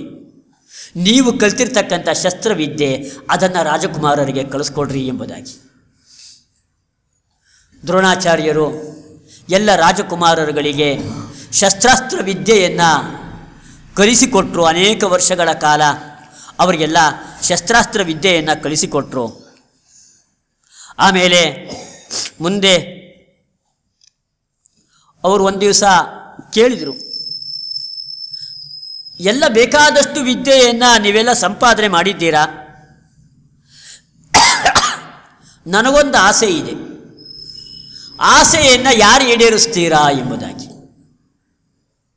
ಏನದು ಆಸೆ? ಆಸೆ ಆಮೇಲೆ ಹೇಳ್ತೀನಿ, ಮೊದಲು ಯಾರು ಈಡೇರಿಸ್ತೀರಾ ಅಂತ ಮೊದಲು ಹೇಳ್ರಿ. ದುರ್ಯೋಧನ ಮುಂದ್ಗಡೆ ಕೂತ್ಕೊಂಡಿದ್ದವನು ಸ್ವಲ್ಪ ಹಿಂದಕ್ಕೆ ಹೋದನಂತೆ. ದುಶ್ಯಾಸನನು ಹಿಂದಿನ ಬೆಂಚೇ ಕೂತ್ಕೊಂಡಿದ್ದ, ಕೊನೆ ಬೆಂಚಲ್ಲೇ ಕೂತ್ಕೊಂಡಿದ್ದ, ಯೋಚನೆ ಇಲ್ಲೇ ಇಲ್ಲ. ದುರ್ಯೋಧನ ದೊಡ್ಡವನು, ಅದರ ಮುಂದ್ಗಡೆ ಬಂದು ಕೂತ್ಕೊಂಡಿದ್ದ. ಯಾವಾಗ ಆಸೆ ಈಡೇರಿಸ್ತೀರಾ ಅಂದ ಕೂಡಲೇ ಹಿಂದಿನ ಬೆಂಚಿಗೆ ಹೊಟ್ಟೋದ ಅವನು ಕೂಡ. ಇವಾಗ ಭೀಮ ಮುಂದ್ಗಡೆ ಬೆಂಚಲ್ಲೇ ಇದ್ದಂತೆ, ಆದರೆ ಆಚೆ ಕೊನೆಯಲ್ಲಿ ಕೂತ್ಕೊಂಡಿದ್ದಂತೆ ಅರ್ಜುನ. ಅವನನ್ನು ಕರೆದಂತೆ, ಬಾಯಿ ಮುಂದ್ಗಡೆ ಬಾಯಿ ಇಲ್ಲಿ ಎಂಬುದಾಗಿ. ಮುಂದ್ಗಡೆ ನಿಲ್ಲಿಸಿ ದ್ರೋಣಾಚಾರ್ಯರಿಗೆ ಭೀಮಸೇನ ದೇವರು ಅರ್ಜುನನ ಮೂಲಕ ಹೇಳಿಸ್ತಾರೆ, ನಿಮ್ಮ ಆಸೆಯನ್ನು ನಾನು ಈಡೇರಿಸ್ತೀನಿ, ನಿಮ್ಮನ್ನು ಸಂತುಷ್ಟರನ್ನಾಗಿ ನಾನು ಮಾಡ್ತೀನಿ ಎಂಬುದಾಗಿ. ಕೂಡಲೇ ಏನಾಯ್ತು ಗೊತ್ತಾ? ದ್ರೋಣಾಚಾರ್ಯರು ಅಶ್ವತ್ಥಾಮಾಚಾರ್ಯನ ಕರೆದ್ರಂತೆ. ಇನ್ಮೇಲೆ ನೀನು ಅರ್ಜುನನ ಜೊತೆಗೆ ಬಾಂಧವ್ಯ, ನಿಕಟವಾದ ಮೈತ್ರಿ, ಸ್ನೇಹ ಅದನ್ನು ಹೊಂದಬೇಕು ಅಂತ ಹೇಳಿದರಂತೆ. ಯಾಕೆ? ಅರ್ಜುನ ಎಂಥ ಧೈರ್ಯಶಾಲಿ, ಗುರುಗಳ ಆಸೆಯನ್ನು ಈಡೇರಿಸ್ತೀನಿ ಅಂತ ಬಂದಿದ್ದಾನೆ. ಆದ್ದರಿಂದ ನನ್ನ ಮಗನಿಗೆ ಹೇಳಿ ಮಾಡಿಸಿದ ಸ್ನೇಹಿತ ಇವನು. ಒಳ್ಳೆಯ ವ್ಯಕ್ತಿ, ಸಾತ್ವಿಕ, ಧೈರ್ಯಶಾಲಿ, ಪರಾಕ್ರಮಶಾಲಿ, ಇಂಥವರು ನನ್ನ ಮಗನಿಗೆ ಮಿತ್ರನಾಗಿರಲಿ ಅಂತ ಅವ್ರಿಗೆ ಆಸೆ ತಂದೆಗೆ. ಅಶ್ವತ್ಥಾಮಾಚಾರ್ಯನ ಕರೆದು ಹೇಳಿದ್ರಂತೆ, ಅವನನ್ನು ಸ್ನೇಹಿತನಾಗಿ ಸ್ವೀಕಾರ ಮಾಡು ಎಂಬುದಾಗಿ. ಆಮೇಲೆ ಮುಂದೆ ದ್ರೋಣರು ಅರ್ಜುನನಿಗೆ ವಿಶೇಷವಾದ ಅಸ್ತ್ರವಿದ್ಯೆಯ ಉಪದೇಶವನ್ನು ಅವರು ನೀಡ್ತಾರೆ. ತಥೋ ದ್ರೋಣೋ ಅರ್ಜುನಂ ಭೂಯಃ ಹಯೇಷು ಗಜೇಶು ಚ ರಥೇಶು ಭೂಮಾವಪಿ ಚ ರಣಶಿಕ್ಷಾಂ ಅಶಿಕ್ಷಯತ್. ದ್ರೋಣಾಚಾರ್ಯರು ಅರ್ಜುನನಿಗೆ ಕುದುರೆ ಮೇಲೆ ಕುಳಿತುಕೊಂಡು ಹೇಗೆ ಯುದ್ಧ ಮಾಡಬೇಕು, ಆನೆ ಮೇಲೆ ಕುಳಿತುಕೊಂಡು ಯುದ್ಧ ಮಾಡಬೇಕು, ರಥದಲ್ಲಿ ಕುಳಿತುಕೊಂಡು ಹೇಗೆ ಯುದ್ಧ ಮಾಡಬೇಕು, ಭೂಮಿಯ ಮೇಲೆ, ನೆಲದ ಮೇಲೆ ಪದಾತಿಯಾಗಿ ಹೇಗೆ ಯುದ್ಧವನ್ನು ಮಾಡಬೇಕು, ಯುದ್ಧದ ಅನೇಕ ಕಸರತ್ತು ಕಲೆಗಳು, ಸೂಕ್ಷ್ಮವಾದ ಕಲೆಗಳು, ಅದನ್ನೆಲ್ಲವನ್ನೂ ಕೂಡ ಅವತ್ತಿನ ದಿವಸ ಅರ್ಜುನನಿಗೆ ದ್ರೋಣಾಚಾರ್ಯರು ಕಲಿಸಿಕೊಟ್ಟಿದ್ದಾರೆ. ಅದೇ ಸಂದರ್ಭದಲ್ಲೇನೆ ಅಲ್ಲಿಗೆ ಎಲ್ಲ ದೇಶ ವಿದೇಶಗಳಿಂದ, ಮೂಲೆ ಮೂಲೆಗಳಿಂದ ನಾವು ಶಸ್ತ್ರಾಸ್ತ್ರ ವಿದ್ಯೆಯನ್ನು ಸಂಪಾದನೆ ಮಾಡಬೇಕು ಅಂತ ಅನೇಕ ಸಾವಿರ ಮಂದಿಯಲ್ಲಿ ರಾಜಕುಮಾರರುಗಳು ದ್ರೋಣಾಚಾರ್ಯರಲ್ಲಿ ಬರ್ತಾ ಇದ್ದರಂತೆ. ಅವ್ರಿಗೆಲ್ಲರಿಗೂ ವಿದ್ಯಾದಾನವನ್ನು ಮಾಡಿದರು ದ್ರೋಣಾಚಾರ್ಯರು. ಯಾರನ್ನು ತಿರಸ್ಕಾರ ಮಾಡಲಿಲ್ಲಂತೆ. ಯಾರ್ಯಾರು ವಿದ್ಯೆಯನ್ನು ಅಪೇಕ್ಷಿಸಿಕೊಂಡು ಬರ್ತಾರೆ ಪ್ರತಿಯೊಬ್ಬರಿಗೂ ವಿದ್ಯಾದಾನವನ್ನು ಮಾಡಿದರು. ಎಂಥ ವಿಶಾಲವಾದ ಹೃದಯ! ಅವರಿಗೆ ಮಾತ್ರ ಕಲಿಸ್ಬೇಕು, ಇವರಿಗೆ ಕಲಿಸಬಾರ್ದು ಅಲ್ವಾ? ಅವೆಲ್ಲ ಯಾವ ಸಂಕುಚಿತ ಭಾವನೆಗಳು ಇಲ್ಲದೆ ಇರತಕ್ಕಂತಹ ಹೃದಯ ವೈಶಾಲ್ಯವನ್ನು ಹೊಂದಿರತಕ್ಕಂಥ ವ್ಯಕ್ತಿ ದ್ರೋಣಾಚಾರ್ಯರು. ಎಲ್ಲರಿಗೂ ಶಸ್ತ್ರಾಸ್ತ್ರ ವಿದ್ಯೆಯನ್ನು ಕಲಿಸಿಕೊಡ್ತಾರೆ. ಅದೇ ಸಂದರ್ಭದಲ್ಲೇ ಕರ್ಣ ಅಲ್ಲಿಗೆ ಬರ್ತಾನೆ. ಕರ್ಣ ಅಲ್ಲಿಗೆ ಬಂದು ಕೇಳಿದಾಗ ಅವನಿಗೆ ವಿದ್ಯಾದಾನವನ್ನು ಮಾಡೋದಿಲ್ಲ, ಅವನನ್ನು ವಾಪಸ್ ಕಳಿಸಿಕೊಡ್ತಾರೆ. ಅದು ಶಾಸ್ತ್ರದ ಚೌಕಟ್ಟಿನಲ್ಲಿ ದ್ರೋಣಾಚಾರ್ಯರ ಜೀವನ. ಅವರಿಗೆ ಹೃದಯದಲ್ಲಿದ್ದ ಭಾವನೆ ಬೇರೆ, ಆದರೆ ಶಾಸ್ತ್ರದ ಚೌಕಟ್ಟನ್ನು ಮೀರಬಾರದು ಎಂಬುದಾಗಿ. ಅದಕ್ಕೆ ಕರ್ಣನ ಬಗ್ಗೆ ಅವರು ಯೋಚನೆ ಮಾಡಿದರು. ಕರ್ಣನಿಗೆ ಯಾವ ಸಂಸ್ಕಾರ ಇಲ್ಲ, ಉಪನಯನ ಸಂಸ್ಕಾರ ಇಲ್ಲದವನಿಗೆ ವೇದಾಧ್ಯಯನ ಇಲ್ಲ. ಆದ್ದರಿಂದ 8 ವರ್ಷಂ ಬ್ರಾಹ್ಮಣಂ ಉಪನಯೀತ, 8 ವರ್ಷಕ್ಕೆ ಸರಿಯಾಗಿ ಅವನಿಗೆ ಉಪನಯನವನ್ನು ಮಾಡಬೇಕು, ಇದು ಶಾಸ್ತ್ರ ಹೇಳಿದ್ದು. ಕರ್ಣನಿಗೆ ಯಾವ ಸಂಸ್ಕಾರವೂ ಕೂಡ ಇಲ್ಲ. ಸಂಸ್ಕಾರ ಇಲ್ಲದೆ ಇರತಕ್ಕಂಥವನಿಗೆ ಮನಸ್ಸು ದಾರ್ಢ್ಯವನ್ನು ಹೊಂದಿರೋದಿಲ್ಲ, ಕಾಮಕ್ರೋಧಗಳು ತುಂಬಿಕೊಂಡಿರುತ್ತವನಿಗೆ. ಆದ್ದರಿಂದ ಅವನಿಗೆ ಶಸ್ತ್ರವಿದ್ಯೆಯನ್ನು ದಾನ ಮಾಡಬಾರ್ದು ಎಂಬುದಾಗಿ. ಗಾಯತ್ರ್ಯಾದಿ ಮಂತ್ರಗಳನ್ನು ದಿವಸ ಪಡಿಸ್ತಾ ಇದ್ದರೆ ಮನಸ್ಸು ಸಂಸ್ಕೃತವಾಗತ್ತೆ, ಅವನಿಗೆ ವಿದ್ಯಾ ಅಧಿಕಾರ. ಈ ಕರ್ಣನಿಗೆ ಸಂಸ್ಕಾರವೇ ಇಲ್ಲ, ಆದರೆ ಇವನಿಗೆ ವಿದ್ಯೆಯನ್ನು ಕೊಡಬಾರ್ದು ಎಂಬುದಾಗಿ. ದ್ರೋಣಾಚಾರ್ಯರು ಆಗೋದಿಲ್ಲ ಅಂತ ಅವನ ಅಪ್ಲಿಕೇಶನ್ ರಿಜೆಕ್ಟ್ ಮಾಡಿದರು. ಆದರೆ ಅವನ ದುಷ್ಟತನ ಕರ್ಣನದು ಎಂಥದ್ದು ಅಂತ ಹೇಳಿದರೆ, ನಿನ್ನ ಹತ್ರ ಆಗದೆ ಇದ್ದರೆ ನಿಮ್ಮಪ್ಪ ಇದನ್ನು ಹೋಗು ಅಂತಂದ. ಅಂಥ ಧಾರ್ಷ್ಟ್ಯ ಕರ್ಣನಿಗೆ. ಏನು ಮಾಡ್ದ? ಪರಶುರಾಮ ದೇವರ ಹತ್ರ ಹೋದ. ಯಾಕೆ ಅಂದರೆ, ನೀನು ಪಾಠ ಕಲ್ತಿದ್ದು ಎಲ್ಲಿಂದ? ಪರಶುರಾಮ ದೇವರಿಂದ ತಾನೇ, ಅಲ್ಲೇ ಹೋಗ್ತೀನಿ ಎಂಬುದಾಗಿ.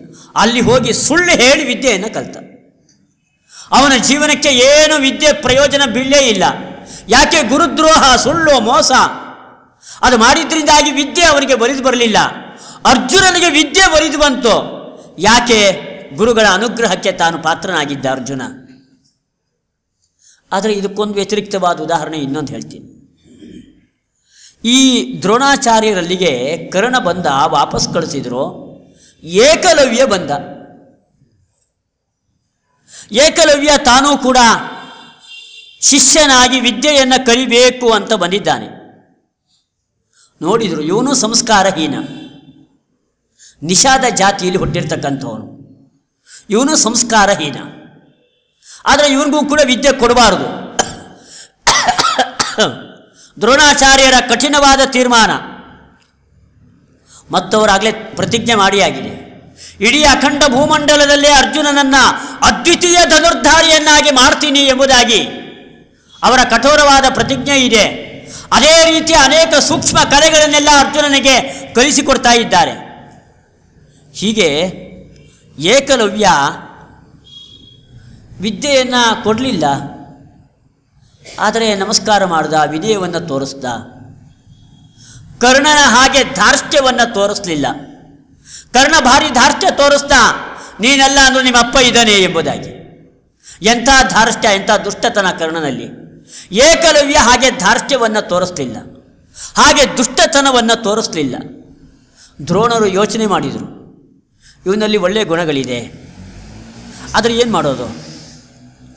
ಶಿಷ್ಯೋಸಿ ಮಮ ನೈಷಾದೆ ಪ್ರಯೋಗೆ ಬಲವತ್ತರಃ ನಿವರ್ತಸ್ವ ಗೃಹಾನೇವ ಅನುಜ್ಞಾತೋಸಿ ನಿತ್ಯಶಃ. ಹೋಗು, ನನ್ನ ಅನುಗ್ರಹದಿಂದ ನಿನಗೆಲ್ಲ ವಿದ್ಯೆಗಳು ಬರುತ್ತೆ, ಆದರೆ ನಾನು ಸಾಕ್ಷಾತ್ತಾಗಿ ನಿನಗೆ ವಿದ್ಯೆಯನ್ನು ಕೊಡೋದಿಲ್ಲ, ನಾನು ಕೇವಲ ಅನುಗ್ರಹವನ್ನು ಮಾತ್ರ ಮಾಡ್ತೀನಿ. ಹೋಗು ಎಂಬುದಾಗಿ ಕಳಿಸ್ಕೊಟ್ರು. ಗೃಹಾನೇವ ನಿವರ್ತಸ್ವ, ಮನೆಗೆ ಹೋಗು ಎಂಬುದಾಗಿ. ಮನೆಗೆ ಹೊರಟೋದ, ವಿದ್ಯೆ ಕೊಡಲಿಲ್ಲ. ಮನೆಗೆ ಹೋಗಿ ಏನು ಮಾಡ್ದ? ಎಂಥ ಗುರುಭಕ್ತಿ ಏಕಲವ್ಯನಿಗೆ! ದ್ರೋಣಾಚಾರ್ಯರ ಮಣ್ಣಿನ ಮೂರ್ತಿಯನ್ನು ತಾನು ಮಾಡ್ದ. ಮಣ್ಣಿನ ಮೂರ್ತಿಯನ್ನು ತಾನು ಮಾಡಿ ಅದನ್ನೇ ಸೇವನೆ ಮಾಡ್ತಾ, ಅದಕ್ಕೆ ದಿವಸ ನಮಸ್ಕಾರಾದಿಗಳನ್ನು ಮಾಡಿ ತಾನೇ ಸ್ವಯಂ ವಿದ್ಯೆಯಲ್ಲಿ ಪಾರಂಗತನಾದ. ಮುಂದಿನ ಕಥೆ ನಿಮಗೆಲ್ಲ ಗೊತ್ತೇ ಇದೆ. ನಾಯಿಗೆ ಬಾಣವನ್ನು ಬಿಟ್ಟ ಆ ಶಬ್ದವೇದಿ ಬಾಣ ಪಾಂಡವರ ಜೊತೆಗೆ ಬರ್ತಾ ಇತ್ತು. ಶಬ್ದ ಯಾವ ದಿಕ್ಕಿನಿಂದ ಬರ್ತಾ ಇದೆ ಅನ್ನೋದನ್ನು ಗಮನಿಸಿ ಆ ದಿಕ್ಕಿಗೆ ಬಾಣವನ್ನು ಬಿಟ್ಟ. 5 ಬಾಣಗಳು ನೇರವಾಗಿ ನಾಯಿಯ ಬಾಯಿಯವರೆಗೆ ಹೋಯ್ತಂತೆ. ಯಾಕೆ? ಬೊಗಳಿ ಶಬ್ದ ಮಾಡ್ತಾ ಇದ್ದಿದ್ದು ನಾಯಿ. ಆ ನಾಯಿಯ ಬಾಯಿಯ ಒಳಗೆ ಬಾಣ ಹೋಗಿ ಸಿಗಾಕೊಂಡಿದೆ. ಪಾಂಡವರಿಗೆ ಆಶ್ಚರ್ಯ ಆಯಿತು.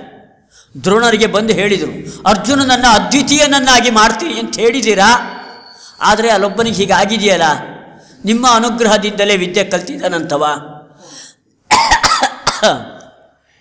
ದ್ರೋಣಾಚಾರ್ಯರು ಬಂದು ಯೋಚನೆ ಮಾಡಿದರು, ಇವ ಬೇಡ, ಇವನಿಗೆ ವಿದ್ಯೆ ಬೇಡ, ಜಾತಿಯಲ್ಲಿ ಬೇಡ, ಆದ್ದರಿಂದ ವಿದ್ಯೆ ಇವನಿಗೆ ಬೇಡ. ಯಾಕೆ ವಿದ್ಯೆ ಬೇಡ? ಜಾತಿ ಅಂತನ್ನೋದು ಕಾರಣ ಅಲ್ಲ, ಸಂಸ್ಕಾರ ಇಲ್ಲ. ಸಂಸ್ಕಾರ ಇಲ್ಲದೆ ಇರ್ತಂಥವನಿಗೆ ವಿದ್ಯೆ ಇರಬಾರ್ದು. ಯಾಕೆ? ಆ ವಿದ್ಯೆ ದುರುಪಯೋಗಕ್ಕೆ ಕಾರಣ ಆಗ್ಬಿಡುತ್ತೆ. ಅವನು ಮುಂದೆ ಇಡೀ ಭೂಮಂಡಲದಲ್ಲಿ ಕೃಷ್ಣಾಭಾವೆ, ಕೃಷ್ಣ ಇರಬಾರ್ದು ಅಂತ ಏಕಲವ್ಯನ ಪ್ರತಿಜ್ಞೆ. ಹಂಗಾರೆ ಏಕಲವ್ಯ ಎಂಥವನಿರ್ಬಾರ್ದು ನೋಡ್ರಿ. ಅದಕ್ಕೆ ಅವನು ಹೋಗಿ ಹೆಬ್ಬೆರಳನ್ನು ತೆಗೆದುಕೊಂಡ್ಬಿಟ್ರು. ಯಾಕೆ? ಮುಖ್ಯವಾಗಿ ಶಸ್ತ್ರಾಸ್ತ್ರ ವಿದ್ಯೆಗೆ ಬೇಕಾಗಿರ್ತಕ್ಕಂಥದ್ದು ಹೆಬ್ಬೆರಳು. ಅದನ್ನೇ ತಾವು ಗುರುದಕ್ಷಿಣೆಯಾಗಿ ಕೊಡು ಎಂಬುದಾಗಿ ಸ್ವೀಕಾರ ಮಾಡಿಬಿಟ್ರು. ಏಕಲವ್ಯ ಹೆಬ್ಬೆರಳನ್ನು ಕೊಟ್ಟ. ಕಲಿತ ವಿದ್ಯೆ ಅವನಿಗೆ ಪ್ರಯೋಜನ ಬೀಳಬಾರ್ದು, ಆ ರೀತಿ ಮಾಡಿಬಿಟ್ರು ಅಶ್ವತ್ಥಾಮ ದ್ರೋಣಾಚಾರ್ಯರು. ಹೀಗೆ ಅವರು ನಡೆದುಕೊಂಡ್ರು. ಹೀಗೆ ಆಮೇಲೆ ಅರ್ಜುನನಿಗೆ ಧನುರ್ವಿದ್ಯೆಯ ಎಲ್ಲ ಪ್ರಭೇದಗಳನ್ನು ಕೂಡ ಪರಿಚಯಿಸಿದರು. ಒಂದೇ ಕಾಲದಲ್ಲಿ ಸಾವಿರ ಮಂದಿ ಆಕ್ರಮಣವನ್ನು 4 ದಿಕ್ಕುಗಳಿಂದ ಮಾಡಿದರೆ, ಏಕಕಾಲದಲ್ಲೇನೆ 4 ದಿಕ್ಕುಗಳಿಂದ ಸಾವಿರ ಮಂದಿ ಆಕ್ರಮಣವನ್ನು ಮಾಡಿದರೆ ಅವ್ರನ್ನೆಲ್ಲ ಹೇಗೆ ಹೆಮ್ಮಿಟ್ಟಿಸಬೇಕು, ಆ ಯುದ್ಧದ ಕೌಶಲ, ಅದನ್ನು ಅರ್ಜುನನಿಗೆ ಅವರು ಹೇಳಿಕೊಟ್ಟಿದ್ದಾರೆ. ಮರದ ಮೇಲೆ ಇರ್ತಕ್ಕಂಥ ಪಕ್ಷಿಯ ಒಂದು ಗೊಂಬೆ, ಅದರ ತಲೆಯನ್ನು ಕತ್ತರಿಸಬೇಕು, ಕಣ್ಣಿಗೆ ಬಾಣವನ್ನು ಬಿಡಬೇಕು. ದ್ರೋಣಾಚಾರ್ಯರು ಎಲ್ಲ ರಾಜಕುಮಾರರಿಗೆ ಪರೀಕ್ಷೆಯನ್ನು ಮಾಡ್ತಾ ಇದ್ದಾರೆ. ಎಲ್ಲರನ್ನೂ ಕೂಡ ಕೇಳಿದರು, ನಿಮಗೆ ಅಲ್ಲೇನು ಕಾಣಿಸ್ತಾ ಇದೆ? ಮರದ ಮೇಲೆ ಟೊಂಗೆ ಕಾಣಿಸ್ತಾ ಇದೆ, ಎಲೆ ಕಾಣಿಸ್ತಾ ಇದೆ, ಪಕ್ಷಿ ಕಾಣಿಸ್ತಾ ಇದೆ. ಎಲ್ಲರೂ ಹಾಗೆ ಉತ್ತರ ಕೊಡ್ತಾ ಬಂದರು. ಅರ್ಜುನ ಬಂದ, ನಿಂಗೇನು ಕಾಣಿಸತ್ತೆ? ಮರ ಕಾಣಿಸತ್ತಾ? ಇಲ್ಲ, ಮರ ಕಾಣಿಸ್ತಾ ಇಲ್ಲ. ಅಲ್ಲ, ಮರದಲ್ಲಿರೋ ಎಲೆ? ಇಲ್ಲ, ಎಲೆ ಕಾಣಿಸ್ತಾ ಇಲ್ಲ. ಪಕ್ಷಿ? ಇಲ್ಲ, ಪಕ್ಷಿ ಕಾಣಿಸ್ತಾ ಇಲ್ಲ. ಹಂಗಾರೆ ಏನು ಕಾಣಿಸ್ತಾ ಇದೆ? ಆ ಪಕ್ಷಿಯ ಕಣ್ಣು ಮಾತ್ರ ಕಾಣಿಸ್ತಾ ಇದೆ. ಅದು ಏಕಾಗ್ರತೆ. ವಿದ್ಯೆಯನ್ನು ಕಲಿಬೇಕಾದ್ರೆ ಈ ಏಕಾಗ್ರತೆ ಬೇಕು. ಯಾರಿಗೆ ಏಕಾಗ್ರತೆ ಇಲ್ಲ ಅವನು ವಿದ್ಯೆಯನ್ನು ಕಲೀಲಿಕ್ಕಾಗೋದಿಲ್ಲ. ಮನೆಯಲ್ಲಿ ಮುಂದ್ಗಡೆಗೆ ಟಿ ವಿನಲ್ಲಿ 4 ಧಾರಾವಾಹಿ ಹಾಕ್ಕೊಂಡು ಪುಸ್ತಕ ಹಿಡ್ಕೊಂಡು ಕೂತ್ಕೊಂಡ್ರೆ ವಿದ್ಯೆ ಕಲೀಲಿಕ್ಕಾಗತ್ತಾ? ದುರ್ಯೋಧನಾದಿಗಳ ವಿದ್ಯೆ ಹಾಗಾಗಿದೆ. ಅರ್ಜುನ ಅದರಲ್ಲಿ ತಾನು ಉತ್ತೀರ್ಣನಾಗಿದ್ದಾನೆ ಗುರುಗಳು ಮಾಡಿರ್ತಕ್ಕಂತಹ ಪರೀಕ್ಷೆಯಲ್ಲಿ. ಒಮ್ಮೆ ದ್ರೋಣಾಚಾರ್ಯರು ನದಿಯಲ್ಲಿ ಸ್ನಾನ ಮಾಡ್ತಾ ಇದ್ರಂತೆ. ನದಿಯಲ್ಲಿ ಸ್ನಾನ ಮಾಡ್ತಾ ಇರಬೇಕಾದ್ರೆ ಒಂದು ಮೊಸಳೆ ಅವರ ಕಾಲನ್ನು ಹಿಡಿದುಬಿಟ್ಟಿದೆ. ಮೊಸಳೆ ಕಾಲನ್ನು ಹಿಡಿದಿದೆ.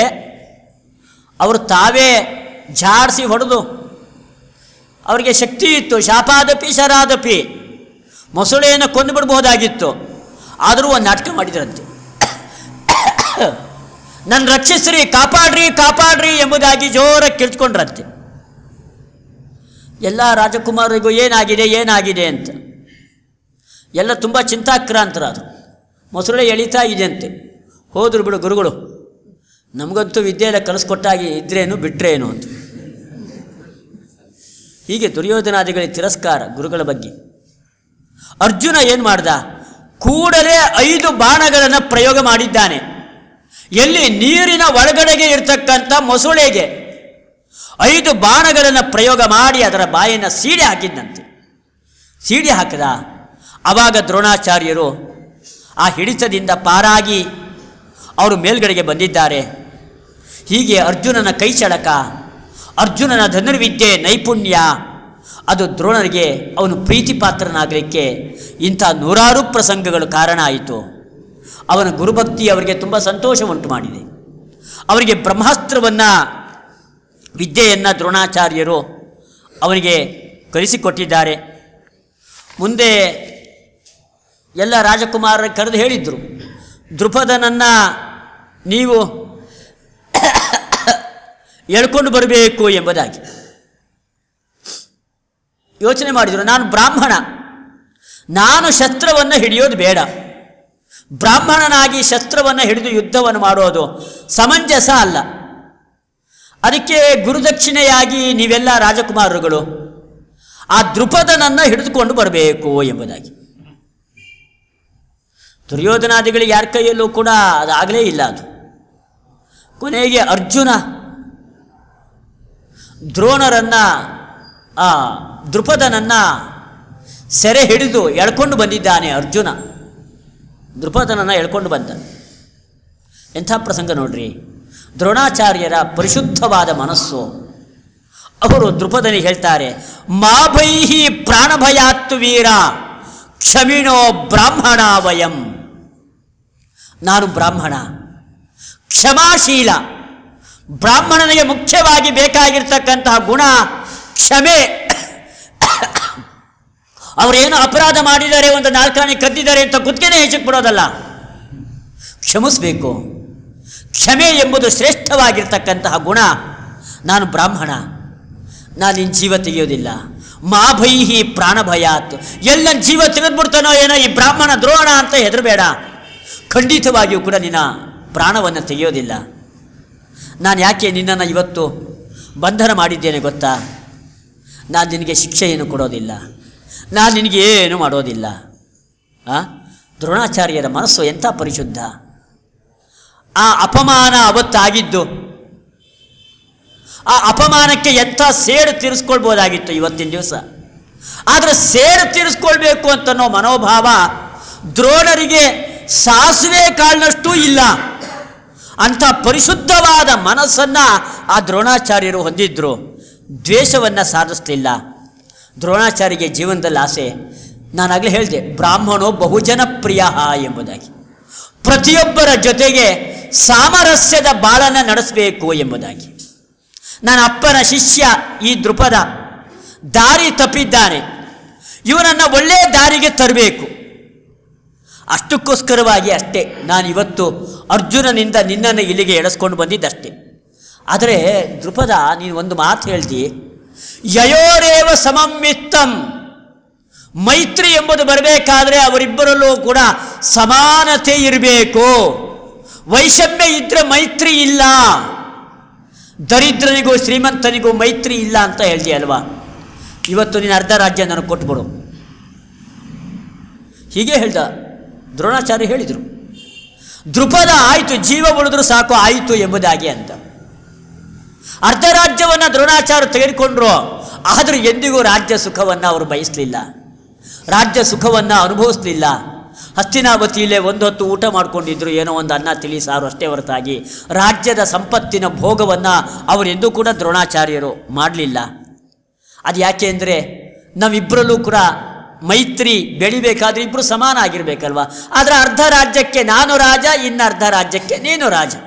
ಆವಾಗ ಇಬ್ಬರಲ್ಲೂ ಕೂಡ ಸಮಾನತೆ ಬಂತೋ ಇಲ್ಲೋ, ಆವಾಗ ನಾವಿಬ್ಬರೂ ಕೂಡ ಮೈತ್ರಿ, ಸ್ನೇಹ, ವಿಶ್ವಾಸದಿಂದ ಬಾಳಬಹುದು. ಈ ದೃಷ್ಟಿಯಿಂದ ನನಗೆ ರಾಜ್ಯ ಕೂಡ ಅಷ್ಟೇ, ಇನ್ನೇನು ನನಗೆ ಆಸೆ ಇಲ್ಲ ಅಂತ ಹೇಳ್ತಾರೆ. ಹೀಗೆ ದ್ರೋಣಾಚಾರ್ಯರು ಪರಿಶುದ್ಧವಾದ ವ್ಯಕ್ತಿತ್ವವನ್ನು ಅವರು ಹೊಂದಿರತಕ್ಕಂತಹ ವ್ಯಕ್ತಿಯವರು. ಅವರ ಮೇಲೆ ಬರ್ತಕ್ಕಂಥ ಆಕ್ಷೇಪ ಮತ್ತೊಂದು, ಬ್ರಾಹ್ಮಣನಾಗಿ ತಾನು ದುರ್ಯೋಧನನ ಪರವಾಗಿ ಯುದ್ಧವನ್ನು ಮಾಡಿದ್ದು ಸರಿಯೇ? ಬ್ರಾಹ್ಮಣನಾಗಿ ಯುದ್ಧ ಮಾಡಿದ್ದೇ ತಪ್ಪು. ಕ್ಷತ್ರಿಯ ಧರ್ಮ ಯುದ್ಧ ಮಾಡೋದು, ಕ್ಷಾತ್ರ ಧರ್ಮವನ್ನು ಬ್ರಾಹ್ಮಣನಾಗಿ ತಾನು ಅನುಸರಿಸೋದು ಎಷ್ಟು ಸರಿ? ಅಥವಾ ಯುದ್ಧ ಮಾಡಿದರೂ ಕೂಡ ಕೃಷ್ಣನ ಪರವಾಗಿ ಪಾಂಡವರ ಪರವಾಗಿ ಯುದ್ಧ ಮಾಡಬೇಕೋ ಅಥವಾ ದುರ್ಯೋಧನನ ಪರವಾಗಿ ಯುದ್ಧ ಮಾಡಬೇಕೋ? ತುಂಬ ಆಶ್ಚರ್ಯ ಆಗತ್ತೆ, ಯಾಕೆ ಹೀಗೆ ಮಾಡಿಕೊಂಡ್ರು ಎಂಬುದಾಗಿ. ದ್ಯೂತ ಕ್ರೀಡೆಯಲ್ಲಿ ಪಾಂಡವರು ಸೋಲನ್ನು ಒಪ್ಕೊಂಡ್ರು, ವನವಾಸಕ್ಕೆ ತೆರಳಿದರು. ವನವಾಸಕ್ಕೆ ತೆರಳಬೇಕಾದ್ರೆ ಭಾರಿ ಭೀಕರವಾದ ಪ್ರತಿಜ್ಞೆಗಳನ್ನು ಎಲ್ಲ ಪಾಂಡವರು ಕೂಡ ಮಾಡ್ತಾರೆ. ಎಲ್ಲ ಪಾಂಡವರು ಭೀಕರವಾದ ಪ್ರತಿಜ್ಞೆಗಳನ್ನು ಮಾಡ್ತಾರೆ. ದುರ್ಯೋಧನನಿಗೆ ಹೃದಯ ಉಡುಗಿ ಹೋಯಿತು, ನನ್ನ ಜೀವ ಮುಗೀತು ಅಂತ ಅಂದ್ಕೊಂಡ, ನನ್ನ ಆಯುಸ್ ಮುಗೀತು. ಪಾಂಡವರು ಸುಮ್ಮನೆ ಇರೋದಿಲ್ಲ, ಖಂಡಿತವಾಗಿ ನನ್ನ ಕೊಂದೇ ಬಿಡ್ತಾರೆ. ಏನು ಮಾಡಲಿ ಅವನು ಭಾರಿ ಚಿಂತಾಕ್ರಾಂತನಾದ. ಚಿಂತಾಕ್ರಾಂತನಾಗಿ ಹೋಗಿ ದ್ರೋಣಾಚಾರ್ಯರ ಕಾಲು ಹಿಡ್ಕೊಂಡ, ಶರಣಾಗತನಾಗಿ ಕಾಲು ಹಿಡ್ಕೊಂಡ. ಏನು ಅಂತ ಕೇಳಿದರು. ಅಲ್ಲ, ಹೀಗಾಗಿದೆ, ನಾನು ಕೊಂದು ಬಿಡ್ತಾರೆ, ದಯವಿಟ್ಟು ನನ್ನ ಜೀವ ರಕ್ಷಣೆ ಮಾಡಿರಿ, ನಾನು ಶರಣಾಗತನಾಗಿ ಬಂದಿದ್ದೀನಿ. ಕೈ ಮುಗಿದು ಅಂಗಲಾಚಿ ಕೇಳ್ಕೊಳ್ತಾ ಇದ್ದಾನೆ ದುರ್ಯೋಧನ ದ್ರೋಣಾಚಾರ್ಯರಲ್ಲಿ. ಆವಾಗ ದ್ರೋಣಾಚಾರ್ಯರು ಆಯಿತು ಅಂತ ಮಾತನ್ನು ಕೊಟ್ಟರು. ಇದು ಸರಿನಾ ಎಂಬುದಾಗಿ. ಶರಣಾಗತರಾಗಿರ್ತಕ್ಕಂಥವರ ರಕ್ಷಣೆ ಅದು ದೊಡ್ಡ ಧರ್ಮ. ಅದು ಅವರು ಯೋಚನೆ ಮಾಡಿದರು, ನಾನು ದುರ್ಯೋಧನನನ್ನು ಎಷ್ಟು ರಕ್ಷಣೆ ಮಾಡಬಲ್ಲೆ? ಅಲ್ಲಿ ಕೃಷ್ಣ ಪರಮಾತ್ಮ ಇದ್ದಾನೆ, ಭೀಮಸೇನ ದೇವರು ಇದ್ದಾರೆ, ನನ್ನಿಂದಲೇ ಧನುರ್ವಿದ್ಯೆಯನ್ನು ಕಲಿತು ಅದ್ವಿತೀಯ ಪಾರಂಗತನಾಗಿರ್ತಕ್ಕಂಥ ಅರ್ಜುನ ಇದ್ದಾನೆ. ಇವ್ರ ಮುಂದೆ ನಾನೇನು ರಕ್ಷಣೆ ಮಾಡಿದರೂ ಇವನು ಉಳಿಯಲಿಕ್ಕೆ ಸಾಧ್ಯ ಇಲ್ಲ. ಆದರೆ ಶರಣಾಗತರಾದವರ ರಕ್ಷಣೆ ಅದೊಂದು ಧರ್ಮ ಅಲ್ವಾ? ಆಯಿತು ಎಂಬುದಾಗಿ ಮಾತನ್ನು ಕೊಟ್ಟರು. ನಾನು ನಿನ್ನ ಕೈ ಬಿಡೋದಿಲ್ಲ, ನನ್ನ ಶಕ್ತಿಗೆ ಅನುಗುಣವಾಗಿ ಯಥಾಶಕ್ತಿ ಅಂತ ಹೇಳ್ತಾರೆ ದ್ರೋಣಾಚಾರ್ಯರು. ನನಗೆ ಎಷ್ಟು ಶಕ್ತಿ ಇದೆಯೋ ಅಷ್ಟು ನಿನ್ನನ್ನು ರಕ್ಷಣೆ ಮಾಡ್ತೀನಿ ಎಂಬುದಾಗಿ. ಶರಣಾಗತರಾಗಿರ್ತಕ್ಕಂಥವರ ರಕ್ಷಣೆ ಅದು ಪ್ರಧಾನ ಧರ್ಮ. ಅದು ಶಿಬಿಚಕ್ರವರ್ತಿಯ ಕಥೆ ಬರುತ್ತೆ ನೋಡ್ರಿ. ಪಾರಿವಾಳ ಗಿಡಗ ಪಾರಿವಾಳವನ್ನು ಅಟ್ಟಿಸ್ಕೊಂಡು ಬರುತ್ತೆ. ಅಲ್ಲಿ ಗಿಡಗ ಹೇಳುತ್ತೆ, ಇದು ನನ್ನ ಆಹಾರ, ನನ್ನ ಆಹಾರವನ್ನು ನೀನ್ಯಾಕೆ ಕಿತ್ಕೊಳ್ತೀಯ? ಇದು ಧರ್ಮನಾ? ಇನ್ನೊಬ್ಬರ ಎಲೆಯಲ್ಲಿ ಹಾಕಿರ್ತಕ್ಕಂಥ ಅನ್ನವನ್ನು ನಾನೇ ಗಬಗಬ ತಿನ್ಬಿಡ್ತೀನಿ ಅಂತಾನೆ ಕಪಾಳ ಕೊಡಿತೀರೋ ಇಲ್ಲ? ನಮ್ಮಮ್ಮ ನನಗೋಸ್ಕರ ಮಾಡಾಕಿದ್ದನ್ನು ನಿನಗಲ್ಲ ಎಂಬುದಾಗಿ. ಹಾಗೆ ಅವಾಗ ಶಿಬಿ ಹೇಳ್ತಾನೆ, ಪಾರಿವಾಳ ಇದು ನಿನ್ನ ಆಹಾರ ಆಗಿರಬಹುದು, ಆದರೆ ಇವತ್ತು ನನ್ನಲ್ಲಿ ಶರಣಾಗತನಾಗಿ ಬಂದಿದೆ ಈ ಪಾರಿವಾಳ. ಶರಣಾಗತರಾದವರಿಗೆ ರಕ್ಷಣೆಯನ್ನು ಕೊಡಬೇಕಾಗಿರ್ತಕ್ಕಂಥದ್ದು ಪ್ರಧಾನ ಧರ್ಮ. ನಾನು ಪಾರಿವಾಳವನ್ನು ನಿಂಗೆ ಕೊಡೋದಿಲ್ಲ ಎಂಬುದಾಗಿ. ಅಲ್ಲ, ನಾನು ಉಪವಾಸ ಸಾಯಬೇಕಾಗತ್ತೆ ಆಹಾರ ಇಲ್ಲದೆ. ಅಯ್ಯೋ, ಬೇಕಾದಷ್ಟು ಪಕ್ಷಿಗಳಿದೆ, ಹಣ್ಣಿದೆ, ಕಾಡಿನ ಮರಗಳಲ್ಲಿ ಹಣ್ಣನ್ನು ತಿನ್ಕೊಂಡಿರೋ, ನಿನಗೆ ಈ ಪಕ್ಷಿನೇ ಯಾಕೆ ಬೇಕು ಎಂಬುದಾಗಿ. ಅವತ್ತು ಶಿಬಿ ಹೇಳಿತ್ತು, ರಾಮ ವಾಲಿಯನ್ನು ಮರೆಯಲ್ಲಿ ನಿಂತು ಕೊಂದ, ನೇರವಾಗಿ ಎದುರಿಗೆ ನಿಂತ್ಕೊಂಡು ಕೊಲ್ಲೋ ಸಾಮರ್ಥ್ಯ ಇಲ್ಲ ಅಂತಲ್ಲ, ಕೊಲ್ಲಬಹುದಾಗಿತ್ತು ವಾಲಿಯನ್ನು. ಆದರೂ ವಾಲಿ ಹತ್ರ ನೇರವಾಗಿ ಎದುರುಗಡೆಗೆ ಹೋಗಿ ನಿಂತ್ಕೊಂಡ್ರೆ ಅವನು ಶರಣಾಗತನಾಗಿ ಬಂದುಬಿಡ್ತಾನೆ. ಆವಾಗ ನಾನು ಅವನನ್ನು ಕೊಲ್ಲಿಕ್ಕಾಗೋದಿಲ್ಲ. ಶರಣಾಗತರಾಗಿರ್ತಕ್ಕಂಥವರ ರಕ್ಷಣೆ ಧರ್ಮ ಅದು. ಆದ್ದರಿಂದ ರಾಮ ಅವತ್ತು ಮರೆಯಲ್ಲಿ ನಿಂತ್ಕೊಂಡು ವಾಲಿಯನ್ನು ಕೊಲ್ಲಿಲ್ವಾ? ಹೀಗೆ ದ್ರೋಣಾಚಾರ್ಯರು ದುರ್ಯೋಧನನ ಪಕ್ಷವನ್ನು ವಹಿಸಿದ್ದು ಈ ಕಾರಣದಿಂದಾಗಿ. ಶರಣಾಗತರಾಗಿರ್ತಕ್ಕಂಥವರ ರಕ್ಷಣೆ ಪ್ರಧಾನ ಧರ್ಮ ಆ ದೃಷ್ಟಿಯಿಂದ ಎಂಬುದಾಗಿ. ಇನ್ನು ಯುದ್ಧವನ್ನು ಮಾಡಿದ್ದಾದರೂ ಕೂಡ ಹೇಗೆ ಸರಿ? ಅದು ದುರ್ಯೋಧನ ಪರವಾಗಿ ಯುದ್ಧವನ್ನು ಮಾಡಿದ್ದು ಹೇಗೆ ಸರಿ? ದ್ರೋಣಾಚಾರ್ಯರೇ ಅದಕ್ಕೆ ಕಾರಣವನ್ನು ಅವರೇ ನೀಡ್ತಾರೆ. ಎರಡು ಸೇನೆಗಳು ಕೂಡ ಯುದ್ಧರಂಗದಲ್ಲಿ ಮುಖಾಮುಖಿಯಾಗಿ ನಿಂತ್ಕೊಂಡಿದೆ. ಎಲ್ಲ ಸೈನಿಕರು ಕೂಡ ದಂಡನಾಯಕರ ಆದೇಶಕ್ಕೆ ಕಾಯ್ತಾ ಇದ್ದಾರೆ, ಚಡಪಡಿಸ್ತಾ ಇದ್ದಾರೆ. ಇನ್ನೇನು ದಂಡನಾಯಕರ ಆದೇಶ ಬರುತ್ತೆ, ಆವಾಗ ತಮ್ಮ ಆಯುಧಗಳ ಪ್ರಯೋಗವನ್ನು ಶತ್ರುಗಳ ಮೇಲೆ ಪರಸ್ಪರವಾಗಿ ಮಾಡಬೇಕು, ಕಾಯ್ತಾ ಇದ್ದಾರೆ. ಆವಾಗ ಧರ್ಮರಾಜ ಯುದ್ಧರಂಗದಲ್ಲಿ ನಿಂತ್ಕೊಂಡಿದ್ದವನು ತನ್ನ ಕವಚವನ್ನು ಎತ್ತಿ ಹಾಕದ, ಬಿಸಾಕದ. ದೇಹಕ್ಕೆ ತೊಟ್ಕೊಂಡಿರ್ತಕ್ಕಂಥ ಕವಚವನ್ನು ಎತ್ತಿ ಹಾಕಿದ್ದಾನೆ. ಶಸ್ತ್ರಾಸ್ತ್ರವನ್ನು ರಥದಲ್ಲಿ ಇಟ್ಟು ನೇರವಾಗಿ ನಡ್ಕೊಂಡು ಹೋಗ್ತಾ ಇದ್ದಾನೆ. ಎಲ್ಲರಿಗೂ ಭಯ ಶುರುವಾಯಿತು. ಎಲ್ಲಿಗೆ ಹೋಗ್ತಿದ್ದಾನೆ ಎಂಬುದಾಗಿ. ಕೃಷ್ಣ ಅರ್ಜುನ ಎಲ್ಲರಿಗೂ ಕೂಡ ಹೇಳಿದ, ಗುರುಗಳ ಅನುಮತಿ ಇಲ್ಲದೆ ಯುದ್ಧ ಮಾಡಬಾರ್ದು, ಹಿರಿಯರ ಅನುಮತಿ ಇಲ್ಲದೆ ಯುದ್ಧವನ್ನು ಮಾಡಬಾರ್ದು. ನಾವು ಮನೆಯಲ್ಲಿ ಊಟಕ್ಕೆ ಕೂತ್ಕೊಳ್ತೀವಿ, ಊಟಕ್ಕೆ ಕೂತ್ಕೊಳ್ಬೇಕಾದ್ರೆ ತೀರ್ಥವನ್ನು ಕೈಲಿ ಹಾಕ್ಕೊಂಡು ಯಾರು ತಂದೆ ತಾಯಿ ದೊಡ್ಡವರು ಗುರುಗಳು ಅವರ ಅನುಮತಿಯನ್ನು ಪಡೆದು ಊಟಕ್ಕೆ ಕುಳಿತುಕೊಳ್ಳೋದು. ನೈವೇದ್ಯವನ್ನು ವೈಶ್ವದೇವವನ್ನು ಮಾಡಬೇಕಾದ್ರೆ ದೊಡ್ಡವರ ಅನುಮತಿಯನ್ನು ಪಡೆದುಕೊಂಡು ವೈಶ್ವದೇವವನ್ನು ನೈವೇದ್ಯವನ್ನು ಮಾಡೋದು. ಇದು ಸಂಪ್ರದಾಯ ಶಾಸ್ತ್ರ. ಇದು ಯುದ್ಧವನ್ನು ಮಾಡಬೇಕಾದರೂ ಕೂಡ ಗುರು ಹಿರಿಯರ ಅನುಮತಿ ಬೇಕು. ಅವರಿಗೆ ನಮಸ್ಕಾರವನ್ನು ಮಾಡಿ ಅವರಿಂದ ಸಮ್ಮತಿಯನ್ನು ಸ್ವೀಕಾರ ಮಾಡಬೇಕು. ಆ ದೃಷ್ಟಿಯಿಂದ ಧರ್ಮರಾಜ ಹೋಗ್ತಾ ಇದ್ದಾನೆ ಅಂತ ಕೃಷ್ಣ ಇದನ್ನು ಅರ್ಜುನನಿಗೆ, ನಕುಲ ಸಹದೇವರಿಗೆ ಎಲ್ಲರಿಗೂ ಕೂಡ ಹೇಳಿದ. ಉಳಿದ ಸೈನಿಕರುಗಳಿಗೆಲ್ಲ ಏನು ಹೇಳ್ದ ಕೃಷ್ಣ ಅಂತ ಯಾರಿಗೂ ಗೊತ್ತಾಗಲಿಲ್ಲ. ಉಳಿದ ಸೈನಿಕರುಗಳೆಲ್ಲ ಅಂದ್ಕೊಂಡ್ರು ಯುದ್ಧ ಇಲ್ಲ ಎಂಬುದಾಗಿ. ಯಾಕೆ? ಧರ್ಮರಾಜ ಶರಣಾಗತನಾಗಿ ನಮಸ್ಕಾರ ಮಾಡಲಿಕ್ಕೆ ಹೊರಟಿದ್ದಾನೆ, ಆದ್ದರಿಂದ ಪ್ರಾಯ ಯುದ್ಧ ಇಲ್ಲ, ತುಂಬ ಹೆದರು ಬಿಟ್ಟಿದ್ದಾನೆ ಧರ್ಮರಾಜ ಷಂಡ. ಅಲ್ಲ, ಈ ಭೀಮ ಅರ್ಜುನನಂಥ ಸಹೋದರನ ಹೊಂದಿಯೂ ಕೂಡ ಶರಣಾಗತನಾಗ್ತಾ ಇದ್ದಾನಲ್ಲ, ಈ ಧರ್ಮರಾಜ ಎಂಥ ಷಂಡ ಇವನು. ಅವರೆಲ್ಲ ಮಾತಾಡ್ಕೊಳ್ತಾ ಇದ್ದಾರೆ. ಧರ್ಮರಾಜ ನೇರವಾಗಿ ಭೀಷ್ಮಾಚಾರ್ಯರಿಗೆ ಹೋದ. ಅವರಿಗೆ ಕಾಲನ್ನು ಮುಟ್ಟಿ ನಮಸ್ಕಾರವನ್ನು ತಾನು ಮಾಡಿದ. ಅವರ ಅನುಮತಿಯನ್ನು ಪಡೆದ. ಅವರಾಯಿತು, ನಿನಗೆ ವಿಜಯ ಆಗತ್ತೆ, ಯುದ್ಧವನ್ನು ಮಾಡು ಅವರು ಹೇಳಿದ್ದು. ಅದಾಯಿತು. ಮುಂದೆ ದ್ರೋಣಾಚಾರ್ಯರಲ್ಲಿಗೆ ಹೋದ. ನೀವು ಗುರುಗಳು, ಬ್ರಾಹ್ಮಣರು, ನಿಮ್ಮ ಆಶೀರ್ವಾದ ಬೇಕು. ಅವರ ಕಾಲನ್ನು ಮುಟ್ಟಿ ನಮಸ್ಕಾರವನ್ನು ಮಾಡ್ದ. ದ್ರೋಣಾಚಾರ್ಯರು ಹೇಳ್ತಾರೆ, ತದ್ಯುಧಿಷ್ಠಿರ ತುಷ್ಟೋಸ್ಮಿ ಪೂಜಿತಶ್ಚ ತ್ವಯಾನಘ ಅನುಜಾನಾಮಿ ಯುದ್ಧಸ್ವ ವಿಜಯಂ ಸಮವಾಪ್ನುಹಿ. ಧರ್ಮರಾಜ, ನಿನಗೆ ವಿಜಯ ಕಟ್ಟಿಟ್ಟ ಬುತ್ತಿ. ಇವತ್ತು ಅನುಮತಿಯನ್ನು ನನ್ನ ಹತ್ರ ಕೇಳಲಿಕ್ಕೋಸ್ಕರವಾಗಿ ಬಂದಿದ್ದೀಯಾ? ನಿನಗೆ ಎಷ್ಟು ಗುರುಭಕ್ತಿ, ದೊಡ್ಡವರ ಮೇಲೆ ಎಂಥ ಗೌರವ ಕೊಡಬೇಕು ಅಂತ ಮನೋಭಾವ, ಇದು ಇರೋದ್ರಿಂದಾಗಿ ನೀನು ಜಯಶೀಲನಾಗ್ತೀಯ ಬಿಡು. ಇದು ನಮಗೆ ಮನುಷ್ಯರಿಗೆ ನಮಗೆ ಬೇಕಾಗಿರ್ತಕ್ಕಂಥ ಗುಣ.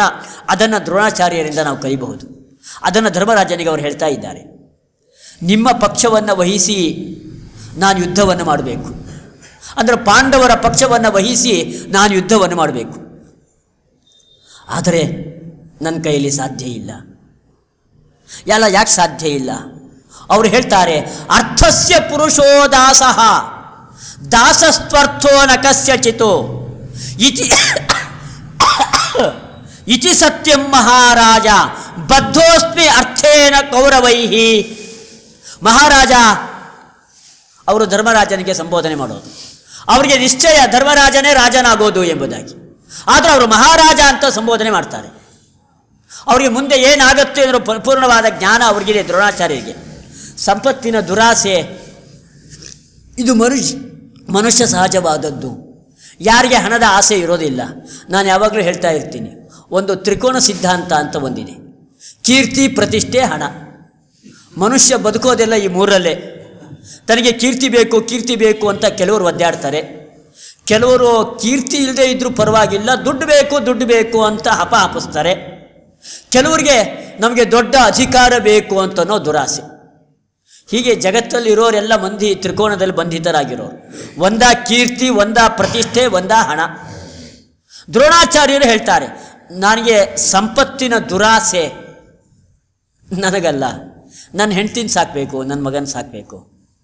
ಅದಕ್ಕೆ ಒಂದು ತುತ್ತು ಅನ್ನಕ್ಕೋಸ್ಕರವಾಗಿ ಬಂದವತ್ತು ಭೀಷ್ಮಾಚಾರ್ಯರು ಕೇಳಿದೆ, ಇಷ್ಟು ವರ್ಷ ನಾನು ಈ ಕೌರವರ ಮನೆಯಲ್ಲಿ ಅವತ್ತು ಅನ್ನ ತಿದ್ದಿದ್ದೀನಿ, ಅವರು ಹಾಕಿದ ಅನ್ನದ ಋಣ ಅದು ತೀರಬೇಕು. ಪ್ರತಿಯೊಬ್ಬ ಮನುಷ್ಯ ಸಾಯಬೇಕಾದರೆ ಋಣಮುಕ್ತನಾಗಿ ತಾನು ಸಾಯ್ಬೇಕಂತೆ. ಇನ್ನೊಬ್ಬರ ಮರ್ಜಿಗೆ ಒಳಗಾಗಿ ಸಾಲ ಹಾಗೆ ಇಟ್ಕೊಂಡು ಅವನು ಸಾಯಬಾರ್ದಂತೆ. ಮುಂದಿನ ಜನ್ಮದಲ್ಲಿ ಅದರ 10 ಪಟ್ಟು ತಾನು ತೀರಿಸಬೇಕಾಗತ್ತಂತೆ. ಆದರೆ ಅವರಿಂದ ನಾನಿವತ್ತು 4 ಆನೆ ಸಾಲ ತೆಗೆದುಕೊಂಡಿದ್ದರೆ ಇವತ್ತು ಅವರಿಗೆ ಕೊಟ್ಟೆ ನಾನು ಸಾಯಬೇಕು.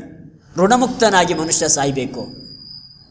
ಇವತ್ತು ಋಣ, ಕೌರವರ ಋಣ, ನನ್ನ ದೇಹದಲ್ಲಿ ರಕ್ತ ಹರಿತಾ ಇದೆ, ಅದು ಕೌರವರ ಅನ್ನದ ರಕ್ತ.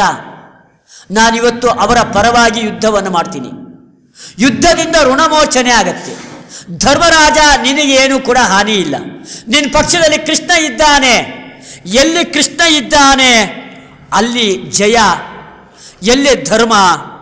ಧ್ರುವಸ್ಥೆ ವಿಜಯೋ ರಾಜನ್ ಯಸ್ಯ ಮಂತ್ರಿ ಹರಿಸ್ತವ ಅಹಂ ತ್ವಾಂ ಅಭಿಜಾನಾಮಿ ರಣೇ ಶತ್ರುನ್ ವಿಜಯಿಷ್ಯಸಿ ಯತೋ ಧರ್ಮಸ್ತತ ಕೃಷ್ಣ ಯತ ಕೃಷ್ಣ ತಥೋ ಜಯ ಯುದ್ಧಸ್ವ ಗಚ್ಚ ಕೌಂತೆ ಯುದ್ಧಸ್ವ ಗಚ್ಚ ಕೌಂತೇಯ ಪೃಚ್ಛ ಮಾಂ ಕಿಂ ಬ್ರವೀಮಿತೆ.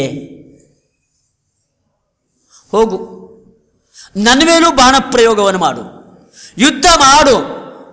ಜಯ ನಿನಗೆ ಕಟ್ಟಿಟ್ಟ ಬುತ್ತಿ ಅಲ್ಲ. ಯಾಕೆ? ನೀನು ಧರ್ಮವನ್ನು ಪಾಲನೆ ಮಾಡ್ತಕ್ಕಂಥವನು. ಜೀವನದಲ್ಲಿ ಧರ್ಮವನ್ನು ಯಾವತ್ತೂ ಕೂಡ ಬಿಟ್ಟಿಲ್ಲ. ಆದ್ದರಿಂದ ಕೃಷ್ಣ ನಿನ್ನ ಪರವಾಗಿದ್ದಾನೆ. ಕೃಷ್ಣ ನಿನ್ನ ಪರವಾಗಿದ್ದ ಮೇಲೆ ಜಯ ನಿನಗೇನೆ. ಎಲ್ಲಿ ಕೃಷ್ಣನೋ ಅಲ್ಲಿ ಜಯ, ಎಲ್ಲಿ ಧರ್ಮನೋ ಅಲ್ಲಿ ಕೃಷ್ಣ. ನಿನ್ನಲ್ಲಿ ಧರ್ಮ ಇದೆ, ಆದರೆ ಕೃಷ್ಣ ನಿನ್ನಲ್ಲಿದ್ದಾನೆ. ಕೃಷ್ಣ ನಿನ್ನಲ್ಲಿದ್ದಾನೆ, ಆದರೆ ವಿಜಯ ನಿನಗೆ. ಇದು ದ್ರೋಣಾಚಾರ್ಯರು ಹೇಳಿರ್ತಕ್ಕಂತಹ ಮಾತಿದು. ಋಣಮೋಚನೆಗಾಗಿ ಮಾತ್ರ ನಾನು ಇವತ್ತು ಕ್ಷಾತ್ರ ತೇಜಸ್ಸನ್ನು ಆಶ್ರಯಿಸಿ ನಾನು ಯುದ್ಧವನ್ನು ನಾನು ಮಾಡ್ತಾ ಇದ್ದೇನೆ. ದ್ರೋಣಾಚಾರ್ಯರಿಗೆ ಕೃಷ್ಣನ ಬಗ್ಗೆ ಎಂಥ ಭಕ್ತಿ, ಅವರಿಗೆ ಎಂಥ ಧರ್ಮ ಪ್ರಜ್ಞೆ. ಕೃಷ್ಣನನ್ನು ಎಂದೂ ಬಿಡೋದಿಲ್ಲ, ಧರ್ಮವನ್ನು ಎಂದೂ ಕೂಡ ಬಿಡಲಿಲ್ಲ. ಅವರು ಜೀವನದಲ್ಲಿ ಪ್ರತಿನಿತ್ಯ ಸಂಧ್ಯಾ ವಂದನೆ ಆದಮೇಲೆ ಹೇಳ್ತಾ ಇದ್ರಂತೆ, ಪಾಂಡವರಿಗೆ ಜಯವಾಗಲಿ ಎಂಬುದಾಗಿ. ಅಂಥ ಪ್ರೀತಿ ವಾತ್ಸಲ್ಯ ಶಿಷ್ಯಂದರು ಪಾಂಡವರ ಮೇಲೆ. ಈ ಪ್ರೀತಿ ವಾತ್ಸಲ್ಯ ದುರ್ಯೋಧನಾದಿಗಳ ಮೇಲೆ ಸಾಸಿವೆ ಕಾಳಿನಷ್ಟು ಇರಲಿಲ್ಲ ದ್ರೋಣಾಚಾರ್ಯರಿಗೆ. ಪಾಂಡವರಿಗೆ ಜಯವಾಗಲಿ ಅಂತ ಅವರು ಆಶಿಸಬೇಕಾದ್ರೆ ಪ್ರತಿನಿತ್ಯ ಅವ್ರಿಗೆ ಎಂಥ ಧರ್ಮ ಪ್ರಜ್ಞೆ, ಕೃಷ್ಣನ ಬಗ್ಗೆ ಎಂಥ ಭಕ್ತಿ. ಇದು ದ್ರೋಣಾಚಾರ್ಯರ ವ್ಯಕ್ತಿತ್ವ. ಇದು ದುರ್ಯೋಧನನಿಗೆ ಸೋಲು ಆಗೇ ಆಗತ್ತೆ. ಎಲ್ಲವೂ ಕೂಡ ವಿಧಿಯ ನಿಯಂತ್ರಣಕ್ಕೆ ಒಳಪಟ್ಟಿರ್ತಕ್ಕಂಥದ್ದು. ಧರ್ಮಕ್ಕೆ ಸೋಲಿಲ್ಲ, ಧರ್ಮರಾಜ ನಿನಗೆ ಸೋಲಿಲ್ಲ. ಇದು ನನ್ನ ಜೀವನದಲ್ಲಿ ಕಂಡುಕೊಂಡಿರ್ತಕ್ಕಂಥ ಸತ್ಯ ನೋಡಿದು. ಇದು ದ್ರೋಣಾಚಾರ್ಯರು ಹೀಗೆ ಹೇಳ್ತಾರೆ. ಮುಂದೆ ದ್ರೋಣಾಚಾರ್ಯರು ಸೇನಾಪತಿಗಳಾಗ್ತಾರೆ. ಭೀಷ್ಮಾಚಾರ್ಯರು ಯುದ್ಧ ರಂಗದಲ್ಲಿ 10 ದಿವಸಗಳ ಕಾಲ ಸೇನಾಪತಿಗಳಾಗಿದ್ದರು. ಅವರು ಶರಶಯ್ಯೆಯಲ್ಲಿ ಮಲಗಿದರು. ಆಮೇಲೆ ದ್ರೋಣಾಚಾರ್ಯರೇ ಸೇನಾಪತಿ. ಕೋಹಿ ತಿಷ್ಠತಿ ದುರ್ಧರ್ಷೆ ದ್ರೋಣೆ ಶಸ್ತ್ರಭೃತಾಂ ವರೆ ಸೇನಾಪತಿ ಸ್ಯಾದನ್ಯಸ್ಮಾತ್ ಶಕ್ರಾಂಗೀರಸ ದರ್ಶನಾತ್ ಶುಕ್ರಾಂಗೀರಸ ದರ್ಶನಾತ್. ಶುಕ್ರಾಚಾರ್ಯರಿಗೂ ಬೃಹಸ್ಪತ್ಯಾಚಾರ್ಯರಿಗೂ ಸಮರಾದವರು ದ್ರೋಣಾಚಾರ್ಯರು. ಅವರು ಯುದ್ಧರಂಗದಲ್ಲಿ ಯುದ್ಧ ಮಾಡ್ತಿರ್ಬೇಕಾದ್ರೆ ಅವರಿಗೆ 400 ವರ್ಷ ಅಂತೆ. 400 ವರ್ಷ ಆಗಿದ್ದರೂ ಕೂಡ ಅವರು ಇನ್ನೂ ಕೂಡ 20 ವರ್ಷದ ಯುವಕನಂತೆ ಅವರು ಯುದ್ಧವನ್ನು ಮಾಡ್ತಾ ಇದ್ರಂತೆ. ದುರ್ಯೋಧನ ದ್ರೋಣಾಚಾರ್ಯರಲ್ಲಿ ಹೋಗಿ ತಾನು ಪ್ರಾರ್ಥನೆಯನ್ನು ಮಾಡ್ತಾನೆ. ತಪಸಾಚ ಕೃತಜ್ಞತ್ವಾದ್ ವೃದ್ಧ ಸರ್ವಗುಣೈರಪಿ ಯುಕ್ತೋ ಭವತ್ ಸಮೋ ಗೋಪ್ತ ರಾಜ್ಞಾಮನ್ಯೋ ನ ವಿದ್ಯತೆ. ಹೀಗೆ ದ್ರೋಣಾಚಾರ್ಯರು ಭಯಾನಕವಾಗಿರ್ತಕ್ಕಂತಹ ಯುದ್ಧವನ್ನು ಅವರು ಮಾಡಿದರು. ಅನೇಕ ದಿವಸಗಳ ಕಾಲ ಯುದ್ಧವನ್ನು ಮಾಡಿ ಪದ್ಮವ್ಯೂಹ ಅನೇಕ ವ್ಯೂಹಗಳನ್ನು ರಚನೆ ಮಾಡಿ ಪಾಂಡವ ಪಕ್ಷದ ಸಾವಿರ ಸೈನಿಕರುಗಳನ್ನೆಲ್ಲ ಅವರು ಸಂಹಾರ ಮಾಡಿದರು. ಭಾರೀ ಪರಾಕ್ರಮಶಾಲಿಗಳು ದ್ರೋಣಾಚಾರ್ಯರು. ಆದರೆ ಈ ಧರ್ಮರಾಜ ಅವರಲ್ಲಿ ಬಂದು ನಮಸ್ಕಾರವನ್ನು ಮಾಡಿ ಯುದ್ಧಕ್ಕೆ ಅನುಮತಿಯನ್ನು ಕೇಳಿದ. ನಿನಗೆ ಜಯ ಕಟ್ಟಿಟ್ಟ ಬುತ್ತಿ ಎಂಬುದಾಗಿ ಅವತ್ತು ಹೇಳಿದರವರು. ಆಮೇಲೆ ಆದರೆ ನೀವು ಯುದ್ಧರಂಗದಲ್ಲಿ ಇರೋ ತನಕ ತುಂಬ ಕಷ್ಟ, ಜಯ ದೊರೆಯೋದಿಲ್ಲ ಅಲ್ಲ, ಅದಕ್ಕೆ ನಾನೇ ಹೆಚ್ಚು ಕಾಲ ಬದುಕೋದಿಲ್ಲ ಅಂತ ಹೇಳಿದರು. ನಾನು ಸಾಯ್ತೀನಿ ಅಂತ ಹೇಳಿದರು. ಅಲ್ಲ, ನಿಮ್ಮ ಸಂಹಾರದ ಮಾರ್ಗ ಯಾವುದು? ಅದು ನಮಗೆ ಗೊತ್ತಿಲ್ಲಲ್ಲ. ಇದನ್ನು ಧರ್ಮರಾಜ ತಾನು ಕೇಳಿದಾಗ ದ್ರೋಣಾಚಾರ್ಯರು ತಾವೇ ತಮ್ಮ ಸಂಹಾರದ ರೀತಿ, ನಾನು ಯಾವ ರೀತಿ ದೇಹ ಪರಿತ್ಯಾಗವನ್ನು ಮಾಡ್ತೀನಿ, ಅಪ್ರಿಯವಾದ ಸುದ್ದಿ ಯಾವಾಗ ನನ್ನ ಕಿವಿಗೆ ಬೀಳತ್ತೆ, ಅಪ್ರಿಯವಾದ ಸುದ್ದಿ ಕೇಳಿದ ಕೂಡಲೇ ನಾನು ಶಸ್ತ್ರ ಪರಿತ್ಯಾಗವನ್ನು ಮಾಡ್ತೀನಿ ಎಂಬುದಾಗಿ ಅವರು ಹೇಳಿದರು. ಯಾರಾದರೂ ತಮ್ಮ ಸಾವಿನ ಬಗ್ಗೆ ಈ ರೀತಿ ಹೇಳೋದುಂಟಾ? ಜಗತ್ತಲ್ಲಿ ಎಲ್ಲರೂ ಕಂಡಿದ್ದೀರಾ? ಇದು ದ್ರೋಣಾಚಾರ್ಯರು ಹೇಳಿದರು. ಇದು ಅವರು ಸಂಪೂರ್ಣವಾಗಿ ದೇಹಾಭಿಮಾನವನ್ನು ಪರಿತ್ಯಾಗ ಮಾಡಿದವರಾಗಿದ್ದರು. ಅವರಿಗೆ ಗೊತ್ತಿತ್ತು, ಜಾತಸ್ಯ ಹಿ ಧ್ರುವೋ ಮೃತ್ಯುಹೋ ಧ್ರುವಂ ಜನ್ಮ ಮೃತಸ್ಯ ಚ. ಕೃಷ್ಣ ಹೇಳಿಲ್ವಾ, ಹುಟ್ಟುವವರೆಲ್ಲ ಒಂದು ದಿವಸ ಸಾಯಲೇಬೇಕು, ನಾನು ಸಾಯಲೇಬೇಕಲ್ಲ, ಯಾಕೆ ಜೀವನಕ್ಕೋಸ್ಕರವಾಗಿ ಹೊಡೆದಾಟ? ಅದು ಆ ದುರ್ಯೋಧನನ ಪಕ್ಷದಲ್ಲಿ ಇದ್ದುಕೊಂಡು ಎಷ್ಟು ದಿವಸ ಅಂತ ಯುದ್ಧವನ್ನು ಮಾಡಲಿ. ಆದ್ದರಿಂದ ತಮ್ಮ ಮರಣದ ರಹಸ್ಯವನ್ನು ತಾವೇನೇ ಅದನ್ನು ಪ್ರಕಟಪಡಿಸಿಬಿಟ್ರು. ಅವತ್ತಿನ ದಿವಸ ದ್ರೋಣಾಚಾರ್ಯರು ಮುಂದೆ ಆ ಭೀಮಸೇನ ಅಶ್ವತ್ಥಾಮ ಎಂಬತಕ್ಕಂಥ ಆನೆಯನ್ನು ಕೊಂದಿದ್ದ. ಅಶ್ವತ್ಥಾಮ ಹತಃ ಎಂಬುದಾಗಿ ಭೀಮಸೇನ ತಾನು ಹೇಳ್ದ. ಅವಾಗ ದ್ರೋಣಾಚಾರ್ಯರು ನಂಬಲಿಲ್ಲ. ಇದರಲ್ಲಿ ಏನೋ ಸುಳ್ಳಿದೆ ಅಂತೇಳಿ ಹೇಳಿದರು. ಏನೋ ಸುಳ್ಳಿದೆ, ಹೌದು, ಏನು ಮಾಡೋದು, ನಂಬಲಿಲ್ಲ. ಅವರು ಯುದ್ಧವನ್ನು ಮುಂದುವರಿಸಿದರು. ಆಮೇಲೆ ಧರ್ಮರಾಜನ ಕೈಯಲ್ಲೇ ಹೇಳಿಸ್ಬೇಕು. ಧರ್ಮರಾಜನ ಬಗ್ಗೆ ಅಷ್ಟೊಂದು ಅವರಿಗೆ ಪ್ರಾಮಾಣ್ಯ ನಿಶ್ಚಯ ಉಂಟು. ಆದ್ದರಿಂದಾಗಿ ಧರ್ಮರಾಜನಿಗೆ ಹೇಳಬೇಕು ಎಂಬುದಾಗಿ ಧರ್ಮರಾಜ ಹಿಂದು ಮುಂದೆ ನೋಡಿದ. ಹೇಳೋದಿಲ್ಲ ಅಂತ ತುಂಬ ಹಿಂದು ಮುಂದೆ ನೋಡಿದ್ದಂತೆ. ಕೃಷ್ಣ ಹೇಳ್ದ, ಅಶ್ವತ್ಥಾಮ ಹತಃ, ಆದರೂ ಮೆಲ್ಲಕ್ಕೆ ಕುಂಜರ ಅಂತ ಹೇಳಿದ್ದಂತೆ. ಮೆಲ್ಲಕ್ಕೆ ಹೇಳಿದ್ದಂತೆ, ಕುಂಜರ ಎಂಬ ಜೋರಾಗಿ ಹೇಳಲಿಲ್ಲ, ಮೆಲ್ಲಕ್ಕೆ ಹೇಳ್ದ. ಧರ್ಮರಾಜನ ಬಾಯಲ್ಲಿ ಆ ಮಾತನ್ನು ಕೇಳಿದ ಕೂಡಲೇ ಶಸ್ತ್ರ ಸನ್ಯಾಸವನ್ನು ಮಾಡಿದರು. ಮಗನ ಬಗ್ಗೆ ಅಂಥ ಪ್ರೀತಿ ವಾತ್ಸಲ್ಯ ಅವರಿಗಿತ್ತು. ಮಗ ಸತ್ತು ಹೋದ ಅಂತನೋ ಸುದ್ದಿ ಕೇಳಿ ಅವರು ತುಂಬ ಬೇಸರಕ್ಕೆ ಒಳಗಾದರು. ಶಸ್ತ್ರ ಸನ್ಯಾಸವನ್ನು ಮಾಡಿದರು. ಅದೇ ಸಂದರ್ಭದಲ್ಲೇ ಎಲ್ಲ ಋಷಿಗಳು ಕೂಡ ಆಕಾಶದಲ್ಲಿ ನಿಂತ್ಕೊಂಡು, ಬೃಹಸ್ಪತ್ಯಾಚಾರ್ಯರೇ, ಎಷ್ಟು ದಿವಸ ಈ ಯುದ್ಧವನ್ನು ಮಾಡ್ತೀರಾ? ಸಾಕು, ಬ್ರಾಹ್ಮಣನಾಗಿ ಶಸ್ತ್ರವಿದ್ಯೆಯನ್ನು ಯಾಕೆ ಅನುಸರಿಸ್ತಾ ಇದ್ದೀರಾ? ಭೀಮಸೇನನು ಕೂಡ ಹೇಳ್ದ. ಕೂಡಲೇ ಶಸ್ತ್ರ ಸನ್ಯಾಸವನ್ನು ಅವರು ಮಾಡಿದರು. ಯೋಗ ಶಕ್ತಿಯಿಂದ ಅವರು ದೇಹ ಪರಿತ್ಯಾಗವನ್ನು ಮಾಡಿದರು. ಯಾರೂ ಅವರನ್ನು ಕೊಂದಿದ್ದಲ್ಲ, ಯಾರೂ ಕೊಲ್ಲಿಲ್ಲ. ಅವರು ಅಯೋನಿಜರಾಗಿ ಹುಟ್ಟಿ ಬಂದರು. ಸಾಯಬೇಕಾದರೆ ಬ್ರಹ್ಮನಾಡಿಯಿಂದ ಜೀವ ಹೋಗಬೇಕು. ಅದು ಯೋಗಶಾಸ್ತ್ರದಲ್ಲಿ ಹೇಳಿರ್ತಕ್ಕಂಥ ದೇಹ ಪರಿತ್ಯಾಗದ ಕ್ರಮ. ಜೀವ ಬ್ರಹ್ಮನಾಡಿಯಿಂದ ಬಂದು ಈ ನೆತ್ತಿಯನ್ನು ಸೀಳಿಕೊಂಡು ಮೇಲ್ಗಡೆಗೆ ಹೋಗಬೇಕು. ಅವಾಗಲ್ಲಿ ಬೆಂಕಿ ಹುಟ್ಟಬೇಕು. ಆ ಬೆಂಕಿ ದೇಹವನ್ನು ಸುಡಬೇಕು. ಅದೇ ರೀತಿಯಾಗಿ ದ್ರೋಣಾಚಾರ್ಯರು ದೇಹ ಪರಿತ್ಯಾಗವನ್ನು ಮಾಡ್ತಾ ಇದ್ದಾರೆ. ಯಾವಾಗ ಜೀವ ಹೊರಗಡೆಗೆ ಹೋಗಿದೆ ಆವಾಗ ದೃಷ್ಟದ್ಯುಮ್ನ ಅವ್ರ ಮೇಲೆ ಬಾಣಪ್ರಯೋಗವನ್ನು, ಅಸ್ತ್ರವನ್ನು ಅವ್ರ ಮೇಲೆ ಪ್ರಯೋಗ ಮಾಡ್ದ. ಅಶ್ವತ್ಥಾಮ ವದಂ ಶ್ರುತ್ವ ನಾಹಂ ಯೋತ್ಸೆ ಇತಿ ಸ್ವಯಂ ಪುರೋಕ್ತಂ ಧರ್ಮಜಾಯೈವ ತೇನ ದ್ರೋಣೋ ಯುಧಿಷ್ಠಿರಂ ಬ್ರೂಹಿ ಸತ್ಯಮಿತಿ ಪ್ರಾಹ ಸತ್ಯಮಿತ್ಯೇವ ಸೋಬ್ರವೀತ್ ಉಪಾಂಶು ಕುಂಜರಶ್ಚೇತಿ ದ್ರೋಣೋತೋ ವ್ಯಚಿತೋ ಅಭವತು.